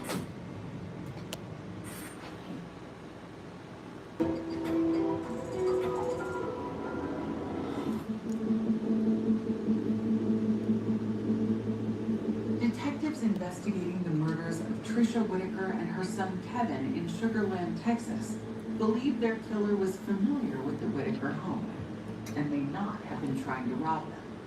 So we started doing a background on the family. The domestic relationship between Mr. and Mrs. Whitaker was nothing but perfect that we could find out.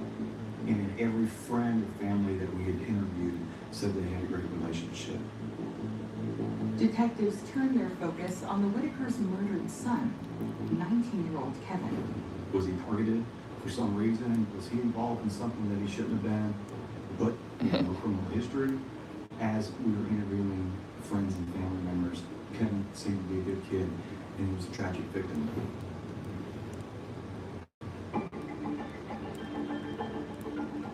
Detectives also take a closer look at the other Whitaker son, 23-year-old Bart, who was wounded in the attack and is their primary witness. It was his graduation from college that was being celebrated shortly before the murders. Bart was supposed to graduate that coming Saturday. So we contacted San Luis State University, and we were told he wasn't graduating. As a matter of fact, he was a freshman as far as their academic rating. Ooh. He was a freshman as far as the academic rating. Whoa. He was lying about going to school for the past 3 years. And so they zeroed in on him.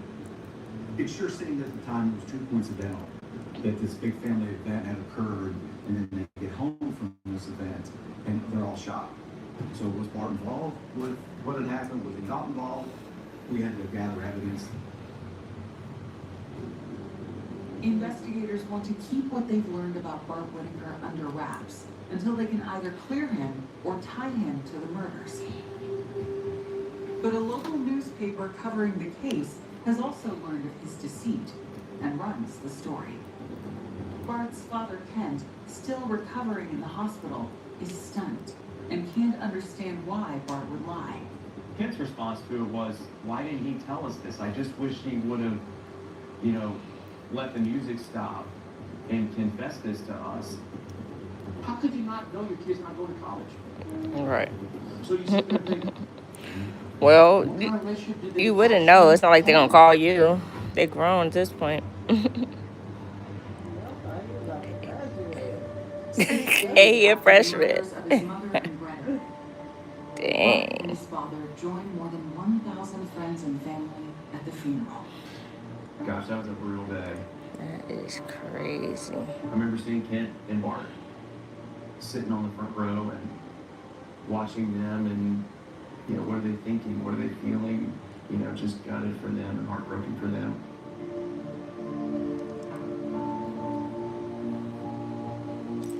We had multiple detectives that were there. We actually had some recording devices that were placed around the area because there could be comments made. Because sometimes the parties involved go to the funerals, but we didn't find anything at all.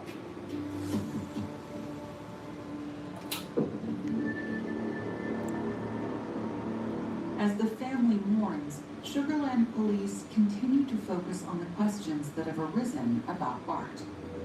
We had discovered that Bart had some involvement with the criminal justice system already. We found a 2001 incident report from the Waco Police Department Hey, that there was a welcome. female subject. There was an apartment with Bart Whitaker, and she overheard him talking about wanting to kill his dad.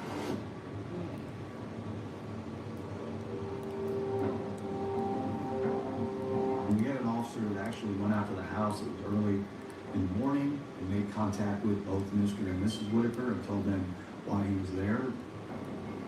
But they didn't believe Bart would be involved with something like that. Later on, when his father finally talked, he says, we're just talking about the Unionist brothers. It wasn't anything serious at all. And so the father just believed him. And that's it.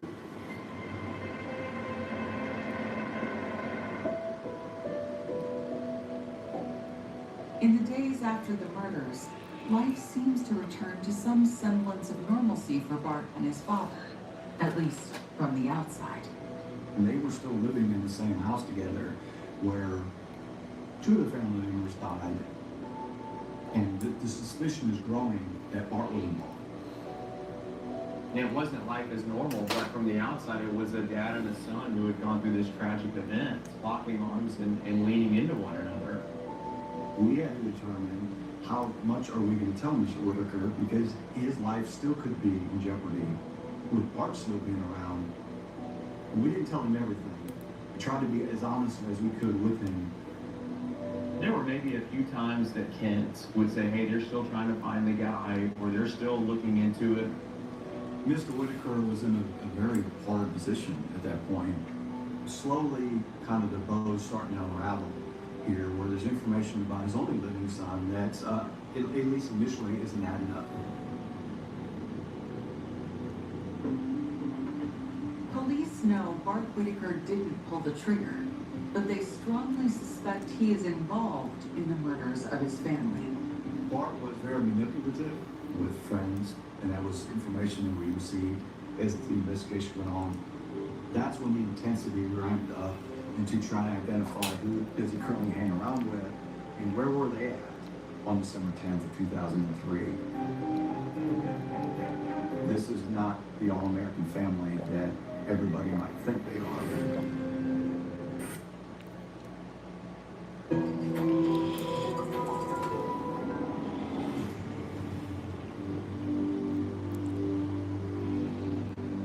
Detectives in Sugar Land, Texas suspect Bart Whitaker knows more than he's saying about the murders of his mother and brother, and in fact, may be involved in the crime.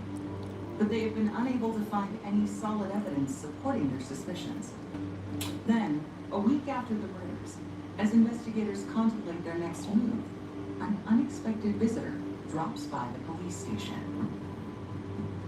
The lead detective was at the police station late one night, and there was a knock on the back door. It was a gentleman by the name of Adam Hibb.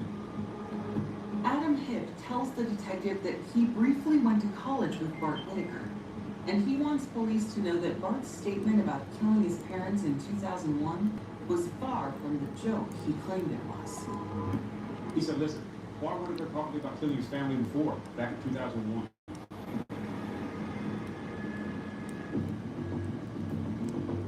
Adam tells police that Bart claimed once his parents and brother were dead, he would receive all of the family's assets, including their home and life insurance policies worth over $1 million. He says Bart offered him a cut if he would be his trigger man. The detective had Mr. Hibb actually draw a map that showed where he was supposed to stand inside the house and he would shoot the family members as they walked in. And that's exactly what happened on December 10th, 2003.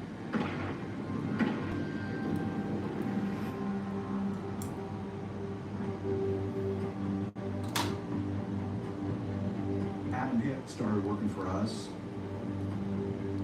We had him make recorded phone calls with Bart Whitaker to get him to talk about the crime.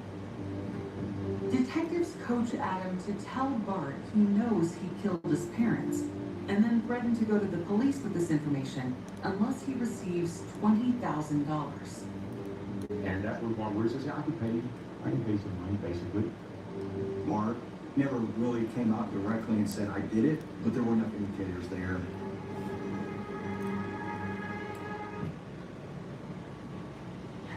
In my opinion, we had probable cause to arrest Bart Whitaker on the basis of what we have with Adam Hipp coming in. We did have it. Do we have enough prosecuted and convicted? No. We didn't have these details. But Adam Hipp's call to Bart points the investigators to someone else who may be able to help them build their case. When Adam Hipp is on the phone, Bart Whitaker mentions Chris Brashear. And what is Bart Whitaker? Chris is going to keep his mouth shut.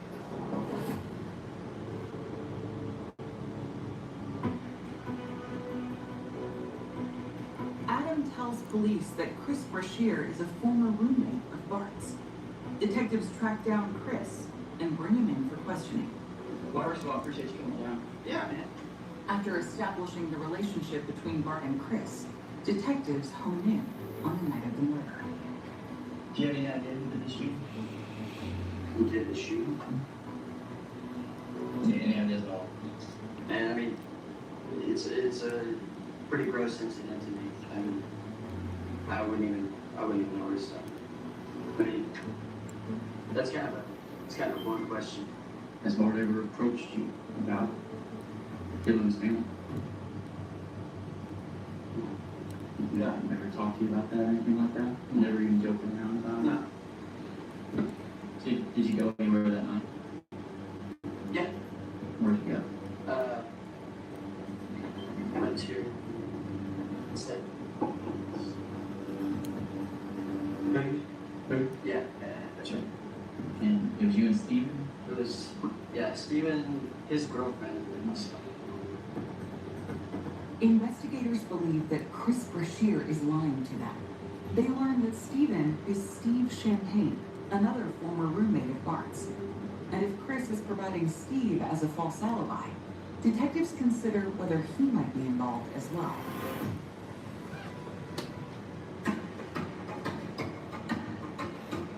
Steve Champagne is enlisted in the Marines. We're looking at cell phone records, financial records. So who is communicating with who? Police quickly locate Steve and bring him in for questioning. Man, they say they don't know anything about it. They denied anything. So at least that's where they start. Finally, as pressure grows, the story begins to change. I think Steve Champagne, I think his conscience finally got to him. Then let out a little information about when maybe I was involved. Do you feel partly responsible? Oh, yeah. Steve Champagne changed the story and confessed. Steve tells the detectives that Bart convinced him and Chris Brashear to join a plot to kill his family, so he could inherit his parents' fortune. Steve admits he was the getaway driver, and Chris Brashear was the triggerman. And how much is this fortune? He had taken Chris Brashear over to the house, parked his car a street or two over behind the house. Chris hid inside the house and shot family members as they walked in on December 10th of 2003. Did Chris say where he found the gun in the house? No, I remember hearing something about a safe or something like that, but I don't know for sure. Who do you think is the most responsible?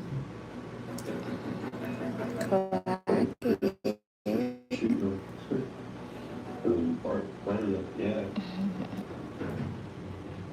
The big piece of information, evidence-wise, that Steve was able to provide to us is they had a bag that had a lot of evidence from the crime, walkie-talkies, water bottle, ammunition, that they tossed in Lake Conroe.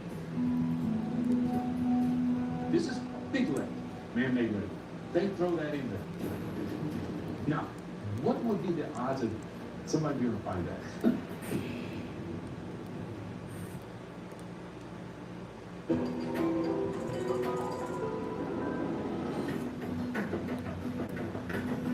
Steve Champagne, a suspect in the murders of Tricia and Kevin Whitaker, claims a bag full of crucial evidence was tossed into Lake Conroe, 15 miles north of Houston, and agrees to take police to the spot. The police department with the scuba tank, they go out and look for it. In water, you can't see your hand in front of you. They found the damn thing. Inside the bag, detectives find the tool used to break into the Whitaker's gun safe. They found the pry bar, and they ran to match it up by the scrape marks. They found the cell phone they were using. Now you tell me what kind of police work that is. God bless. There was DNA that was recovered that was CRISPR shears from a water bottle. There was ammunition that was consistent with the ammunition that was involved that killed the family. Tangible physical evidence that links these individuals to this crime. With the evidence now in hand, detectives have what they need to confront Bart, but he's nowhere to be found. Bart Whitaker's Tahoe was found abandoned in an apartment complex in Houston. Both of the doors were found open. We sent detectives to the scene. We believe he's on the run. We just lost him. People don't run when they're innocent, they really don't. Flight is a very good indication of guilt. Kent Whitaker told us that there was money that was taken from the house. So Bart had some money to survive. Our job was now to figure out where he was.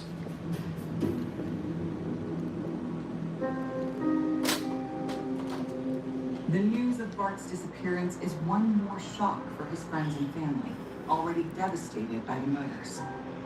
That was the big kind of aha moment, was when Bart left. So that's really when everything, all the puzzle pieces just immediately connected. And I realized, gosh, the worst possible explanation for this is true. It's too much to really break it down into a coherent single thought.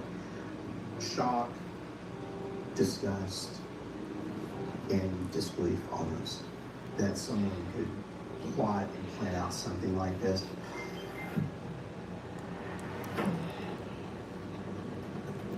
Police send out a nationwide alert to be on the lookout for Bart Whitaker.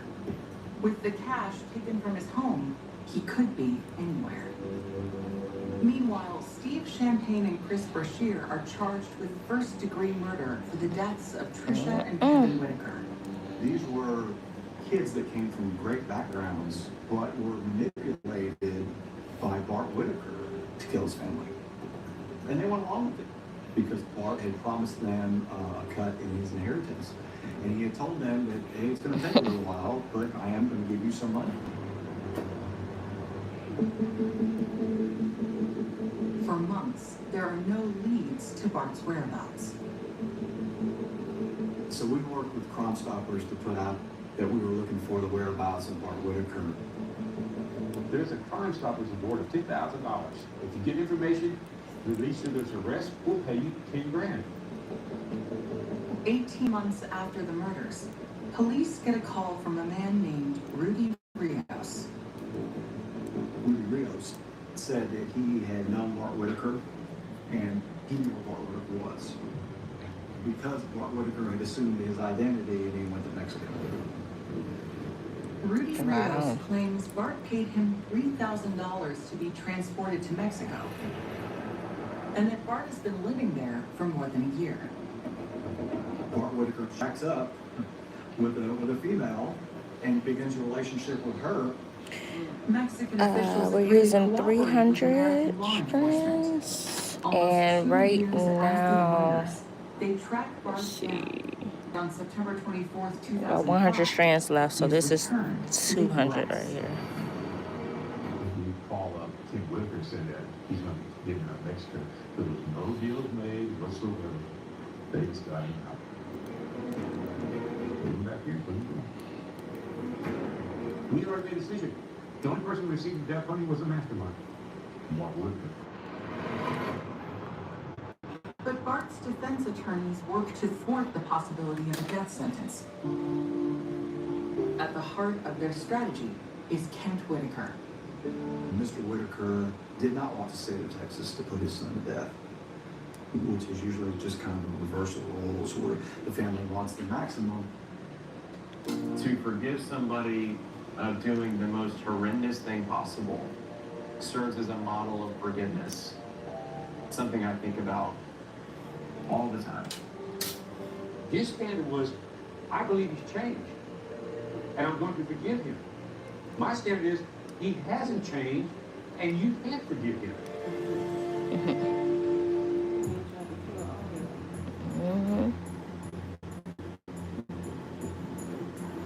All rise.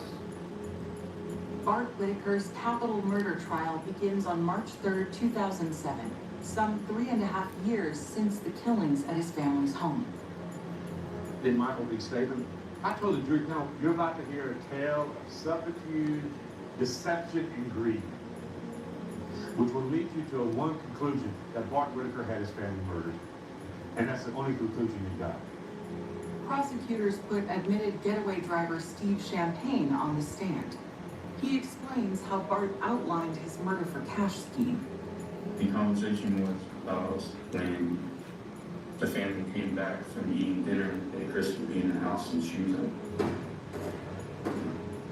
The jury hears that Bart staged a fight with the gunman, and they agreed in advance Bart would be shot in the arm to divert suspicion.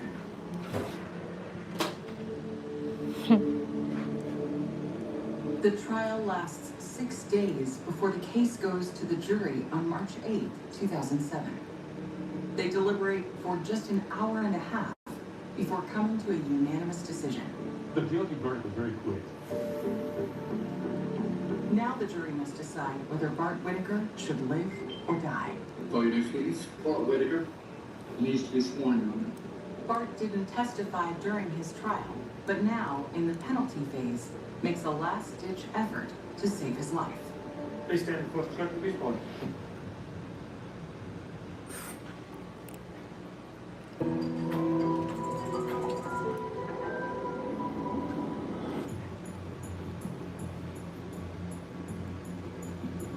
Bart Whitaker has been convicted of murdering his mother and brother. Now he's trying to convince the jury not to sentence him to death. When Bart Whitaker was testifying, I actually had the defendant admit that he had no reason to hate his parents, but he did it anyway.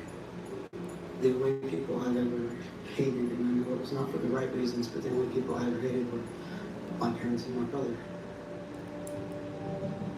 The prosecutor confronts Bart with his family's final moments, the photos taken by his father at the celebration for Bart's supposed graduation. He tells the jury one photo from that night is particularly disturbing. He shoots a finger at him while he's shooting. Some people don't think that much of it. I'm sitting there, you understand something? He's shooting a finger at him, they're going to be dead. It's very chilling. The jury deliberates for 10 hours before sentencing Bart Whitaker to death. Oh. It's a hard question, and people have a lot of opinions about it because they're removed from it. But when you know the people, and you've been involved with them, and definitely as intimately involved with this entire murder as I was, you see things a little different. Because I believe Bart should have received the death penalty.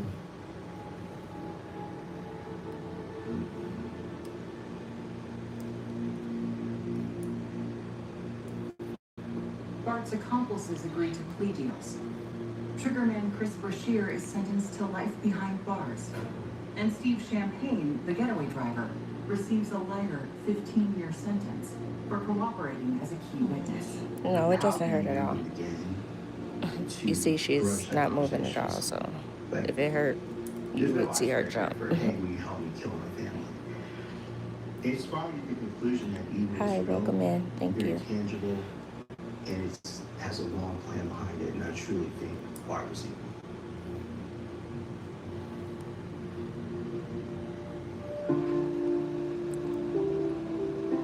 Over the next decade, Kent Whitaker remarries and builds a new life. He continues to fight to get his son's death sentence commuted. Ken Whitaker never said What? what Martin. He always said he should be punished, okay? But he didn't like to see the death penalty. That was it. When Bart's appeals are exhausted, his execution is scheduled for 6 p.m. on February 22nd, 2018. Then, with just 30 minutes until Bart is set to die, Texas Governor Greg Abbott grants him clemency. What? I found out the news that the community's life. I'll never forget the night that the news came out. I never forget that moment of seeing Kent break down. Man, it was over a decade of emotions. For me, I was on the side of commuting the sentence. Should he ever see the light of day? Absolutely not. That's a no-brainer. One day Kent's gonna die. And Bart will have no one left. Fighting for him, talking to him, coming to see him. And he'll have to live the rest of his life suffering like that. So I think he would have gotten off easy with the death penalty in this regard. Trisha was gold. I find myself getting emotional thinking back to her. She cared for us. She loved us. She was invested in our lives. I miss Trisha dearly. I'm gutted that Kevin is gone. You know, Kevin was not a typical 16, 17, 18, 19-year-old, right? He wasn't a typical high schooler. He was always wiser than us. There was something in the yearbook our senior year. It was most likely to succeed, most athletic.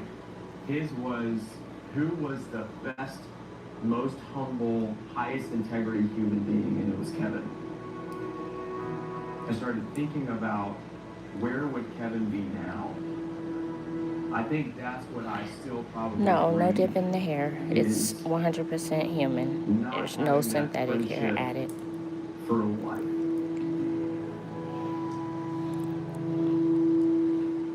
You can spray the hair with water and brush it, but other than that, you don't do anything. Mousse, you can use some mousse to define the curls, water, and that's it.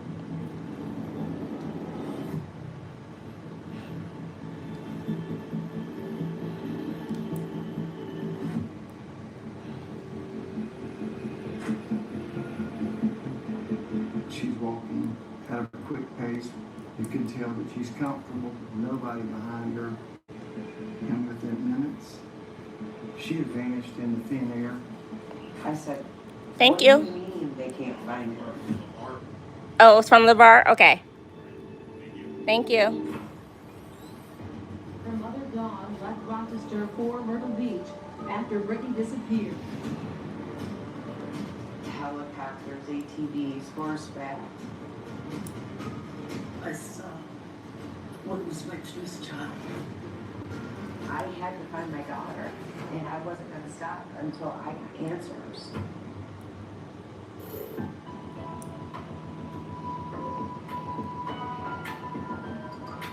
Thank you. Thank you, thank you.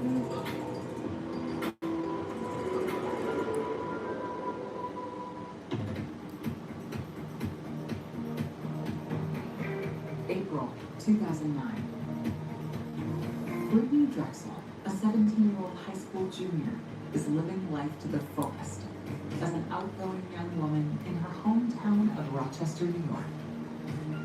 Brittany was just an awesome kid. Very happy, carefree. She was very, very popular in school.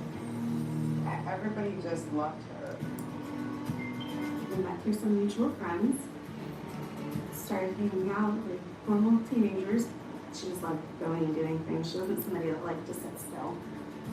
When she was younger, Brittany was very sassy, loved to perform in front of people. She used to sing, and she would put on shows for us in the backyard.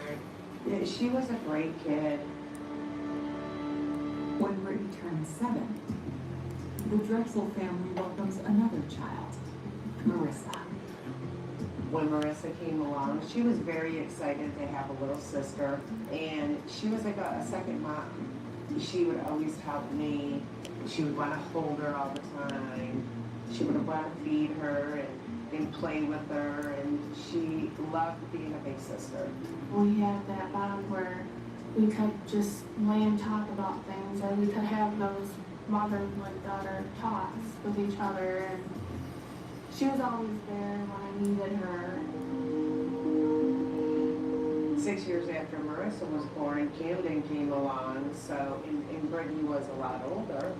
Like, Camden was her baby. Like, she just adored Camden. My sister was a social butterfly. She had millions, billions of friends. She was full of energy. She was a spitfire. She was full of, I don't know what word. Hey. She was full of life. You did. I think that's for Candace. No, we didn't go last night because he forgot that it was bike night. So I had to cancel because bike night. You know, she was going on 16, and we said, sure, bring them over, you know. Yeah, but that was a wake-up call for me. John came from a great family. Yeah. His parents are super nice. But it lets me know what's important, you know what I mean? So, it's cool. She had a lot of big dreams and goals. She wanted to move out of Rochester. That was a huge thing. My sister was into fashion. Brittany liked making Out there? In Palm Springs? quite a few drawings.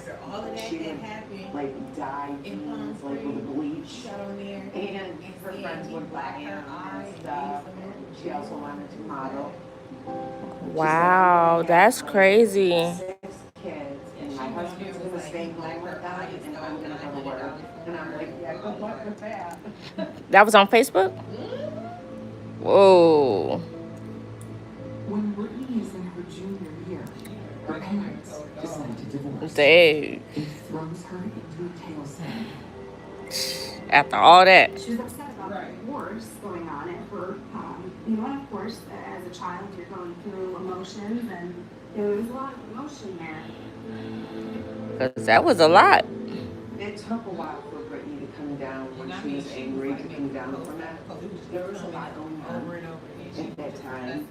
And a lot of her schoolwork was falling behind. And they chapters. So,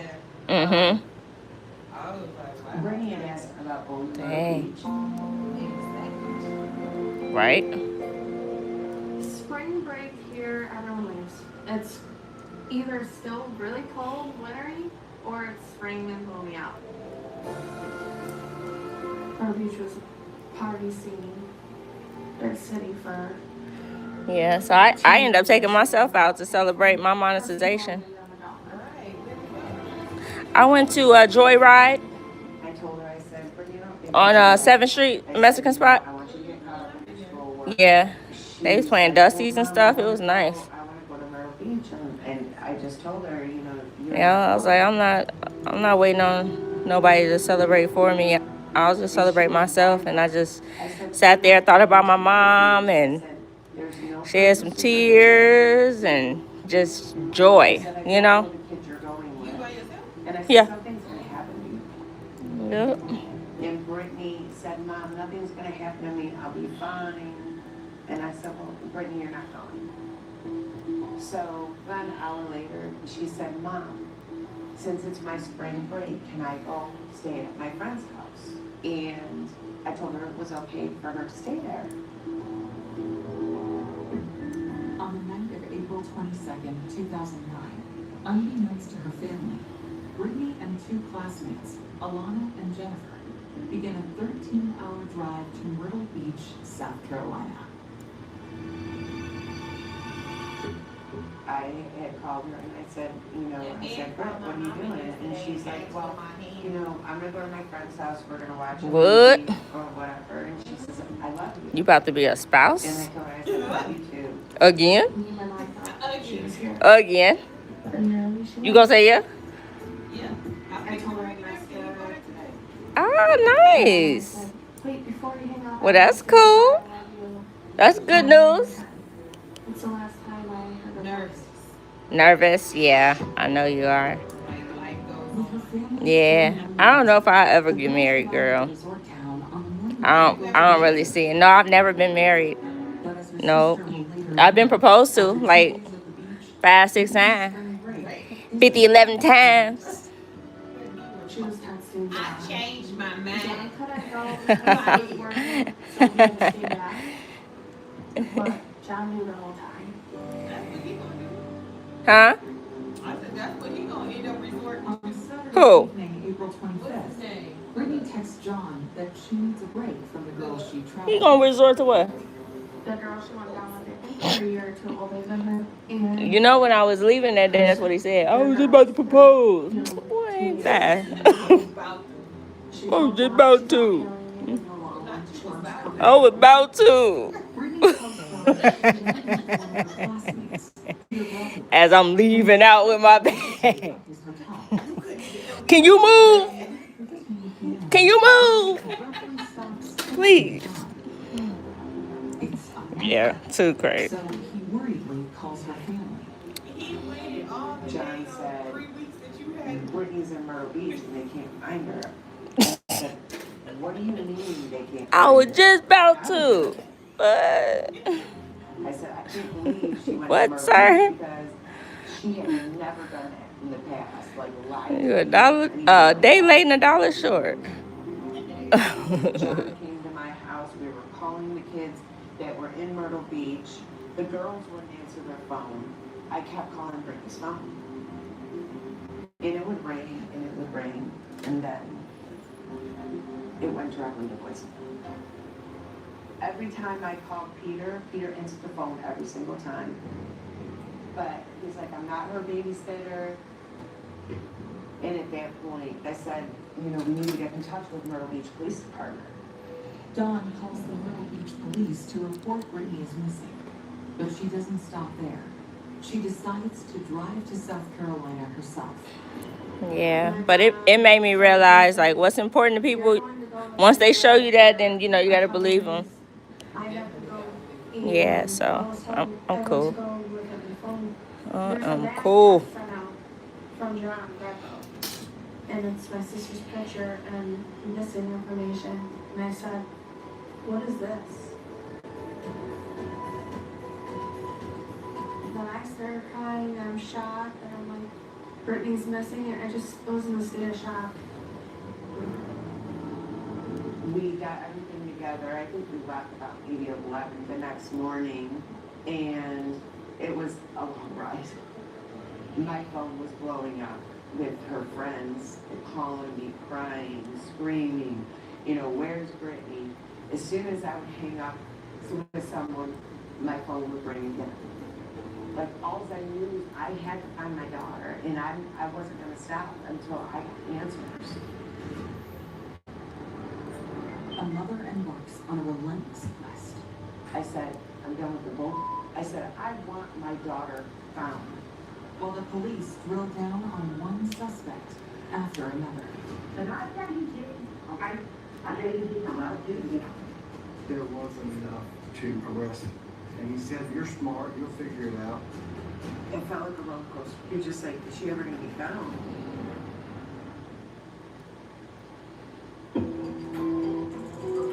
Oh, I'm sorry. It's 300 strands and After learning that her daughter about 5 strands per braid. South Carolina, her mom, Dawn, immediately begins driving there from her home in upstate New York, 800 miles The away. strands per braid you can kind of flex with once you see, like, how many braids you got left. So I get to Myrtle Beach. So that's why I like to put mine on a rack. That way I can see how many strands I have left, and I can calculate it. When she describes the argument she had with her daughter about Strand Twists, they suggest that could be why Brittany isn't responding to calls and texts. You've got bits of evidence that saying she ran away from home, she rebelled against her mama. It's the day before she's supposed to go back. The idea that a young girl has just run away. But it is something that the police consider every time. My mom knew my sister was not going away. No matter how much bad was going on in my sister's life at that point, she knew my sister wouldn't ran away.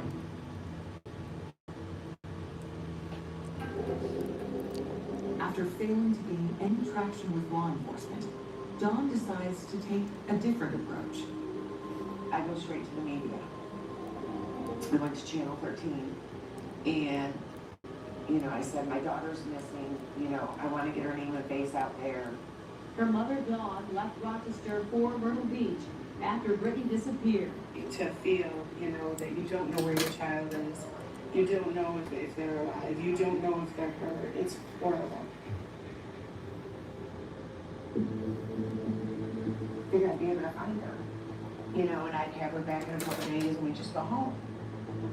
And we just started looking everywhere, like on Ocean Boulevard, and talking to people, seeing if people seen her, showed her picture, and we were putting posters up. So we did that probably for about a good solid week. As Dawn continues to search, her media efforts catch the attention of the police and spurs them to action. Detectives begin by interviewing the last person Dawn believes saw Brittany on the night she vanished. Her classmate, Peter. Peter was a little bit snarky, like, don't bother me, and police were thinking okay. everybody You can sit it up there. He didn't want to be bothered. Who is it from? He said, I did know. Okay, thank you. I had met Brittany, we had hung out. He must really messed up. God dog, he must really messed up this time. She must have blocked him. Dang. Peter claims that after Brittany left his hotel, And then it said that both our names the same, so I'd be like, ooh, maybe it's for me. I'd be like, who is from? they also seek out anyone else known to have been No, it ain't for me. in Myrtle Beach, including My phone dry. Hey, it's joy. It's peace. It's love. It's self-control. Think about it like, wait a minute. Girl. Nobody love me. Oh, well. Mm-hmm. Peter's alibi also checks out. He was able to show that everything that he was telling me was true. I'm being prepped. But the investigation into Peter does lead detectives to I'm being marinated. And all my sees this. I sees this. I'll be delicious.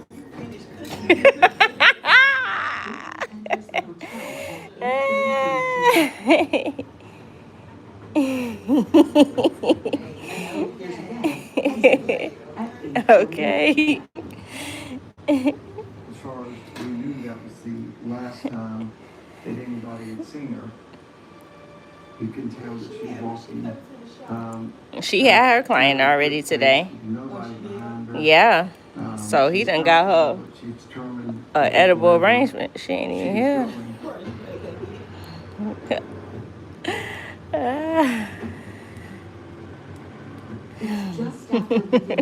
She finna be like, you get on my nerves.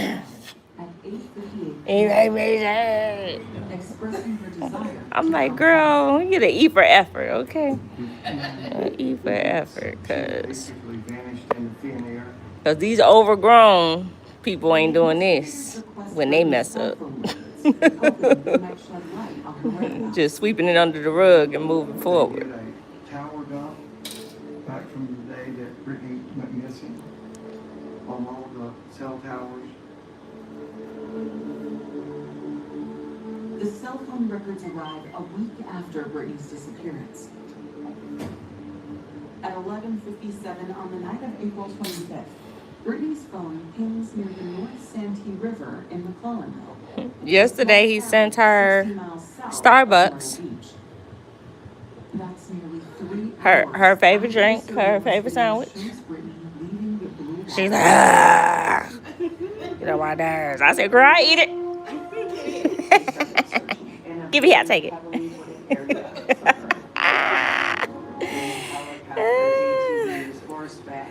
It was overwhelming because it's a forest where they were looking for her. My name Kid too. Just tell me it was for me. Make me feel good. You know, Make me feel good. she probably got within 6 hours because of the wild boar, the alligators, just all the wild animals. But you have to have hope. You have to have faith. Everybody was there. There was a lot of people that were looking for her. It was a needle in a haystack.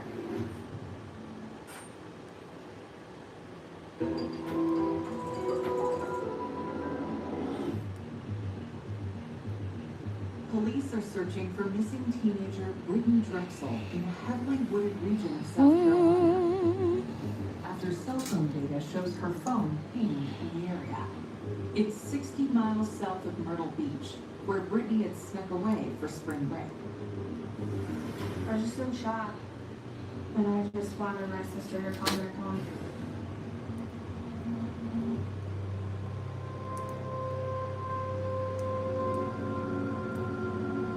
I left in June, and then I went back to Rochester. Natural twist. But I was calling law enforcement. This week, every day. I could check. I'll check for you before you leave. Days, weeks, months, and then years pass with no answers for Brittany's family and friends. I felt like nothing was going on in Brittany's case. This went on for years. I mean, you're talking, she went missing in 2009. I can tell you, the ball was dropped here. The police wanted me to go away. And I felt like I had to just keep after them and after them and after them. And I didn't care if I was bugging them. I don't care. You're going to answer to me. I am her mother.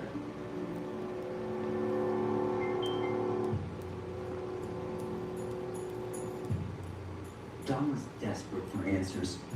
She felt like she wasn't getting cooperation from the police. Imagine trying to put yourself in a position where she's a mom. She's been thrust into a world of not just the justice system you're trying to maneuver. You're dealing with law enforcement. You're dealing with media. And it's a very foreign and frightening place. I put myself more in a role of, let me help her get her story told. I held on to just a little bit of hope that she was still alive because I always went back to we didn't have anything.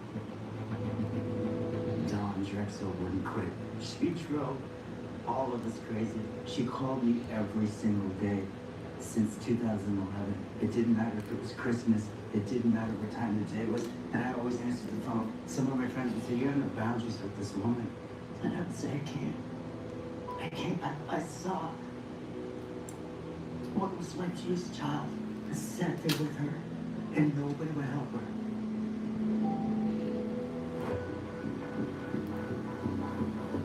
After more than 2 years with no answers, on August 1st, 2011, out of the blue, Myrtle Beach police receive a strange and stunning call from a young woman. The story she tells concerns her father, a man named Ray Moody. She said, I think my dad had something to do with Brittany Drexel's disappearance. Mr. Moody, his main girlfriend was Angel. And there was a time that Angel called over there one night and said that Ray was going to get all of them locked up because of what he had done to that girl.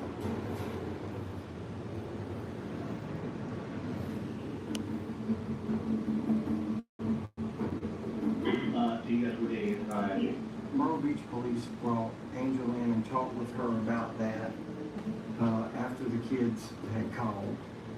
And the substance of that conversation was Ray didn't have anything to do with that. I'm so sick and tired of people blaming Ray for everything that happens.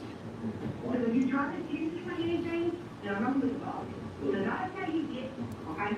I didn't even know I was giving you. I know, yeah, you are. Despite Angel's denials, police take a deeper look at Ray Moody.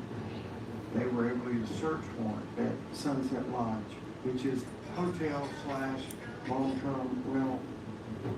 Raymond was staying at that area when Brittany had gone missing.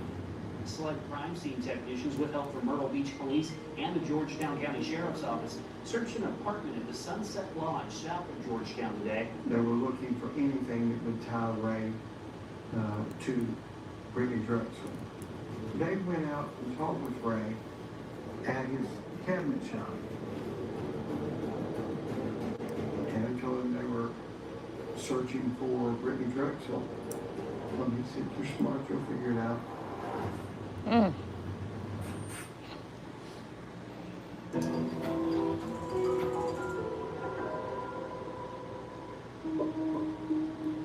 After years with no leads, Ray Moody is a suspect in the disappearance of Brittany Drexel. Detectives are questioning him after his daughter reported her suspicions about him to the police. That investigation, that part of the search warrant yielded nothing fruitful. There wasn't enough to arrest him. Once again, the case goes cold. It's now been 7 years since Brittany vanished on a spring break trip to Myrtle Beach. I can tell you it felt like a roller coaster ride. That's what it felt like.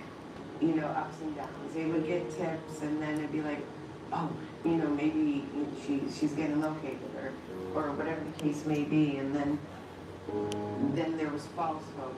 And then that really kills you inside, you know, because they're like, you're just like, is she ever going to be found? The 4th and 5th year into her disappearance, I knew she wasn't coming back.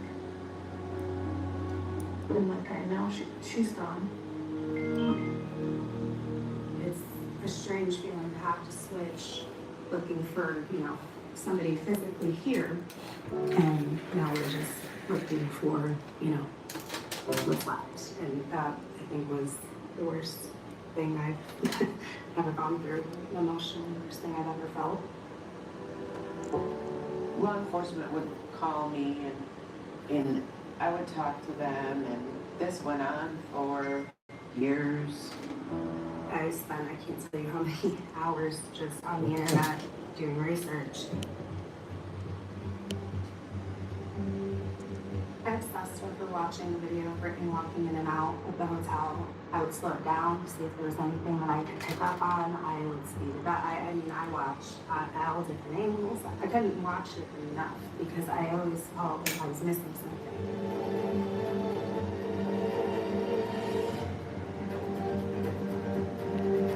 Then, in August 2016, Brittany's mother Dawn gets a almost phone done. call that promises 3 to more provide the answers braids. she's been desperate for. The FBI had called me. They wanted me to come down so they could talk to me. And they brought me into a conference room. We all sat down. An informant trying to get help with his prison sentence said, "Well, don't you want to know information about the little girl that went missing?" The informant is an inmate named Taquan Brown, serving a 25-year prison term for manslaughter. He claims that he witnessed a man named Timothy Deshaun Taylor rape and kill Brittany. He tells the story that Brittany Drexel had been kidnapped in Myrtle Beach, was brought to a house near McClellanville, and she had been raped, tortured, and all sort of terrible stuff. And he was over there and saw all of this stuff, and she had ran out the back door, and they called her and brought her back in and killed her. And what he do? So I was just sitting there sobbing, and I couldn't even talk. I couldn't do it. The FBI told me she tried to escape and she ran out. They went to go get her, brought her back, and then they ended up shooting her. And then they rolled her up in a blanket or a rug and then threw her in an alligator pit. Oh no. And I walked out of there and I'm like, oh my God. We always had kept hope alive that baby Brittany was still out there. And that really messed me up, big time. You know, having to picture that in your mind, it's just crazy. You know, to think that someone would do that with my daughter. Yeah, you're right. You're right. Agents furiously work to confirm the details provided by the informant. Now, what really corroborated the story was Brittany's cell phone had pinged in an area in the direction of McClellan Building. Even though that's where the inmate claims Brittany was murdered, investigators know their previous searches in that area were big news stories, and that confidential informants will often say anything in hopes of getting a reduced sentence. Look, CIs will lie, and I don't use CIs unless I can back up what they're saying. Timothy Deshawn Taylor is already in jail on separate robbery charges. Authorities work to keep him behind bars, while they look for any information that might support the confidential informant's claim. But Dawn believes the awful story could be true. Dawn did not allow herself any time to mourn. She quickly shifted from, I don't know what happened to my daughter, to where's her body, I want my daughter borrowed. I said, I'm done. I said, I'm done with the boat. I said, I want my daughter found. So I don't have to wonder where she is anymore.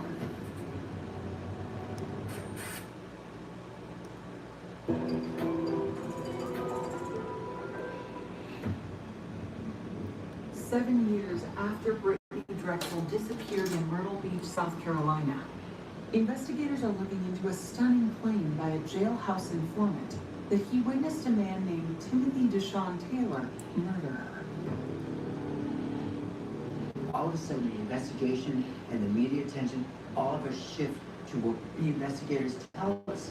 Listen, it's the FBI's up there saying, we got a suspect, we believe that this is what happened. You know, Taylor is under investigation, being charged with armed robbery. And I had the opportunity to confront Taylor about his involvement in this case. Did you do this? And he said, no, I did not. Crazy. Yes, it is. So crazy. In August 2016, that's why we watching this. To be aware is to be alive. Because this world is wild. You gotta stand on your P's and Q's. The informant lied to the FBI in a desperate attempt to cut a deal for early parole. That informant said that Brittany Drexel was buried at a plot in Berkeley County, which is west of Charleston. Investigators went down there, and once they start digging, that informant calls in, and he says, look, she was fed alligators, she was not buried. Brown later came in and said, all of that was untrue, I lied. So none of that went anywhere, but there were many more like that, false leads. Police eventually cleared Timothy Deshawn Taylor of any involvement in Brittany's disappearance. It's another emotionally draining twist for her family and friends. And by that point, I was so frustrated. Yes. I didn't really trust anybody. I agree. So life is short and precious. I was on the phone with the FBI. Try to just live right, do the right things, treat people well, and hopefully, you know, get the same in return, right? The FBI agents since 2016 But on. there's were crazy determined people to out find here out that what don't happened care and about, that justice that you she know, was grieving and asking for. they don't care about anything. They just going through their own stuff and act off impulse. So I just try to stay to myself and stay in good places, you know, necessary places, things like that. That's all we can do, right? And stay prayed up. Like nothing was going on in Brittany's case. Years pass with an investigation that seems to be stalled.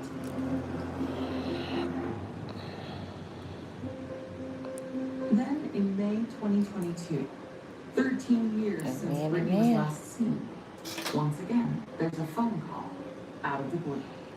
And once again, it offers hope. On a Friday night, I get a call from a defense attorney, Scott Bellamy. She just texts, did food come? Somebody just want to give you some information. Who get the information to you Right now. It's good too. And I said, well, who is it? And he said, It's the same man investigators looked at earlier in the case. When his daughter I was just about to call you. Police were unable then to connect him to Brittany's disappearance. Now, his lawyer claims he has a story to tell, but he'll only tell it to state authorities and not the FBI. he wants to stay in the state system. He does not want to go in the federal system because he knows he's going to spend the rest of his life in prison, and he wants to be closer to family members. And if you go in the federal prison, you may be in West Virginia, you may be in California. Ray Moody sits down with state investigators and begins laying out the details of what he says happened on the night of April 25th. So, did your man propose yet, or he ain't did that yet? That in 2009. Okay. He and Angel Nice. had come to Myrtle Beach. They were riding down the boulevard. He said, so a young lady came out of the hotel, and he said that he That's that insecurity. and Ray asked Brittany, do you want some of this pie? And she Yeah. said, yeah. Okay. He said that Brittany Whoop, whoop. got in the back seat. He like, before I do it, Had been camping. let me make sure. And they were just going to hang out there for a while. Yeah. These days, I don't know what's normal. Right. And I'm like, I guess I understand it, you know, it's past or whatever, but I'm like, yeah, I'm not. Yeah. He like, I don't want to ask her and then be like, yes, I do mail heads. I want to ask her, then she be like, no, or you had a look on your face like, yeah. But looking at him like, I'm a. When we get home.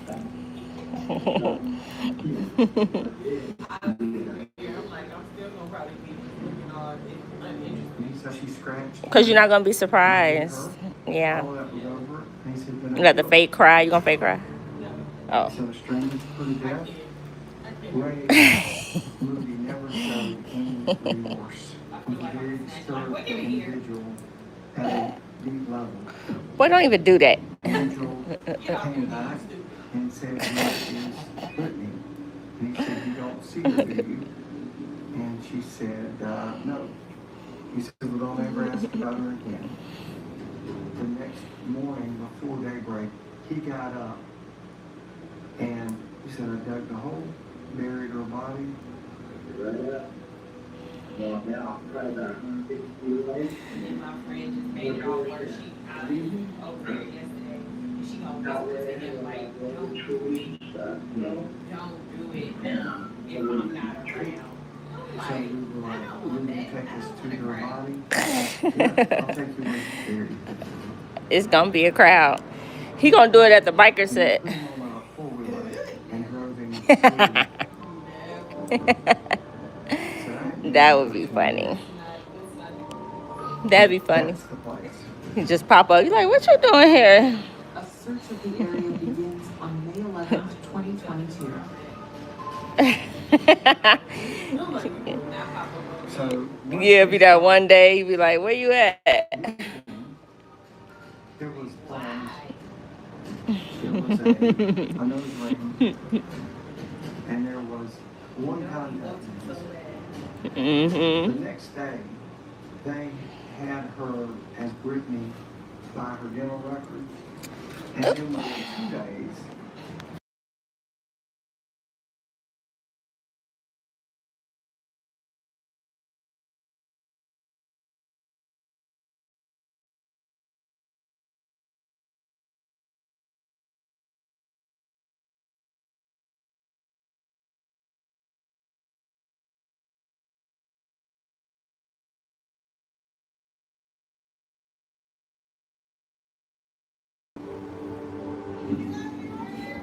until we reunite with my sister, Brittany, we will feel we got the answers we wanted, but it will never fill that missing piece in our family. She's still gone. Brittany was just a beautiful person, and she would do anything for anyone. About a month before everything happened, it was my birthday party. We all went to dinner with my parents, and we just had an absolute blast. Okay, guys, thank you so much for watching. I appreciate you. Thank you for supporting my channel. Make sure you like and subscribe, and I will see you in the next video. In a minute, guys. God bless you. She's like, yeah, I want to grass.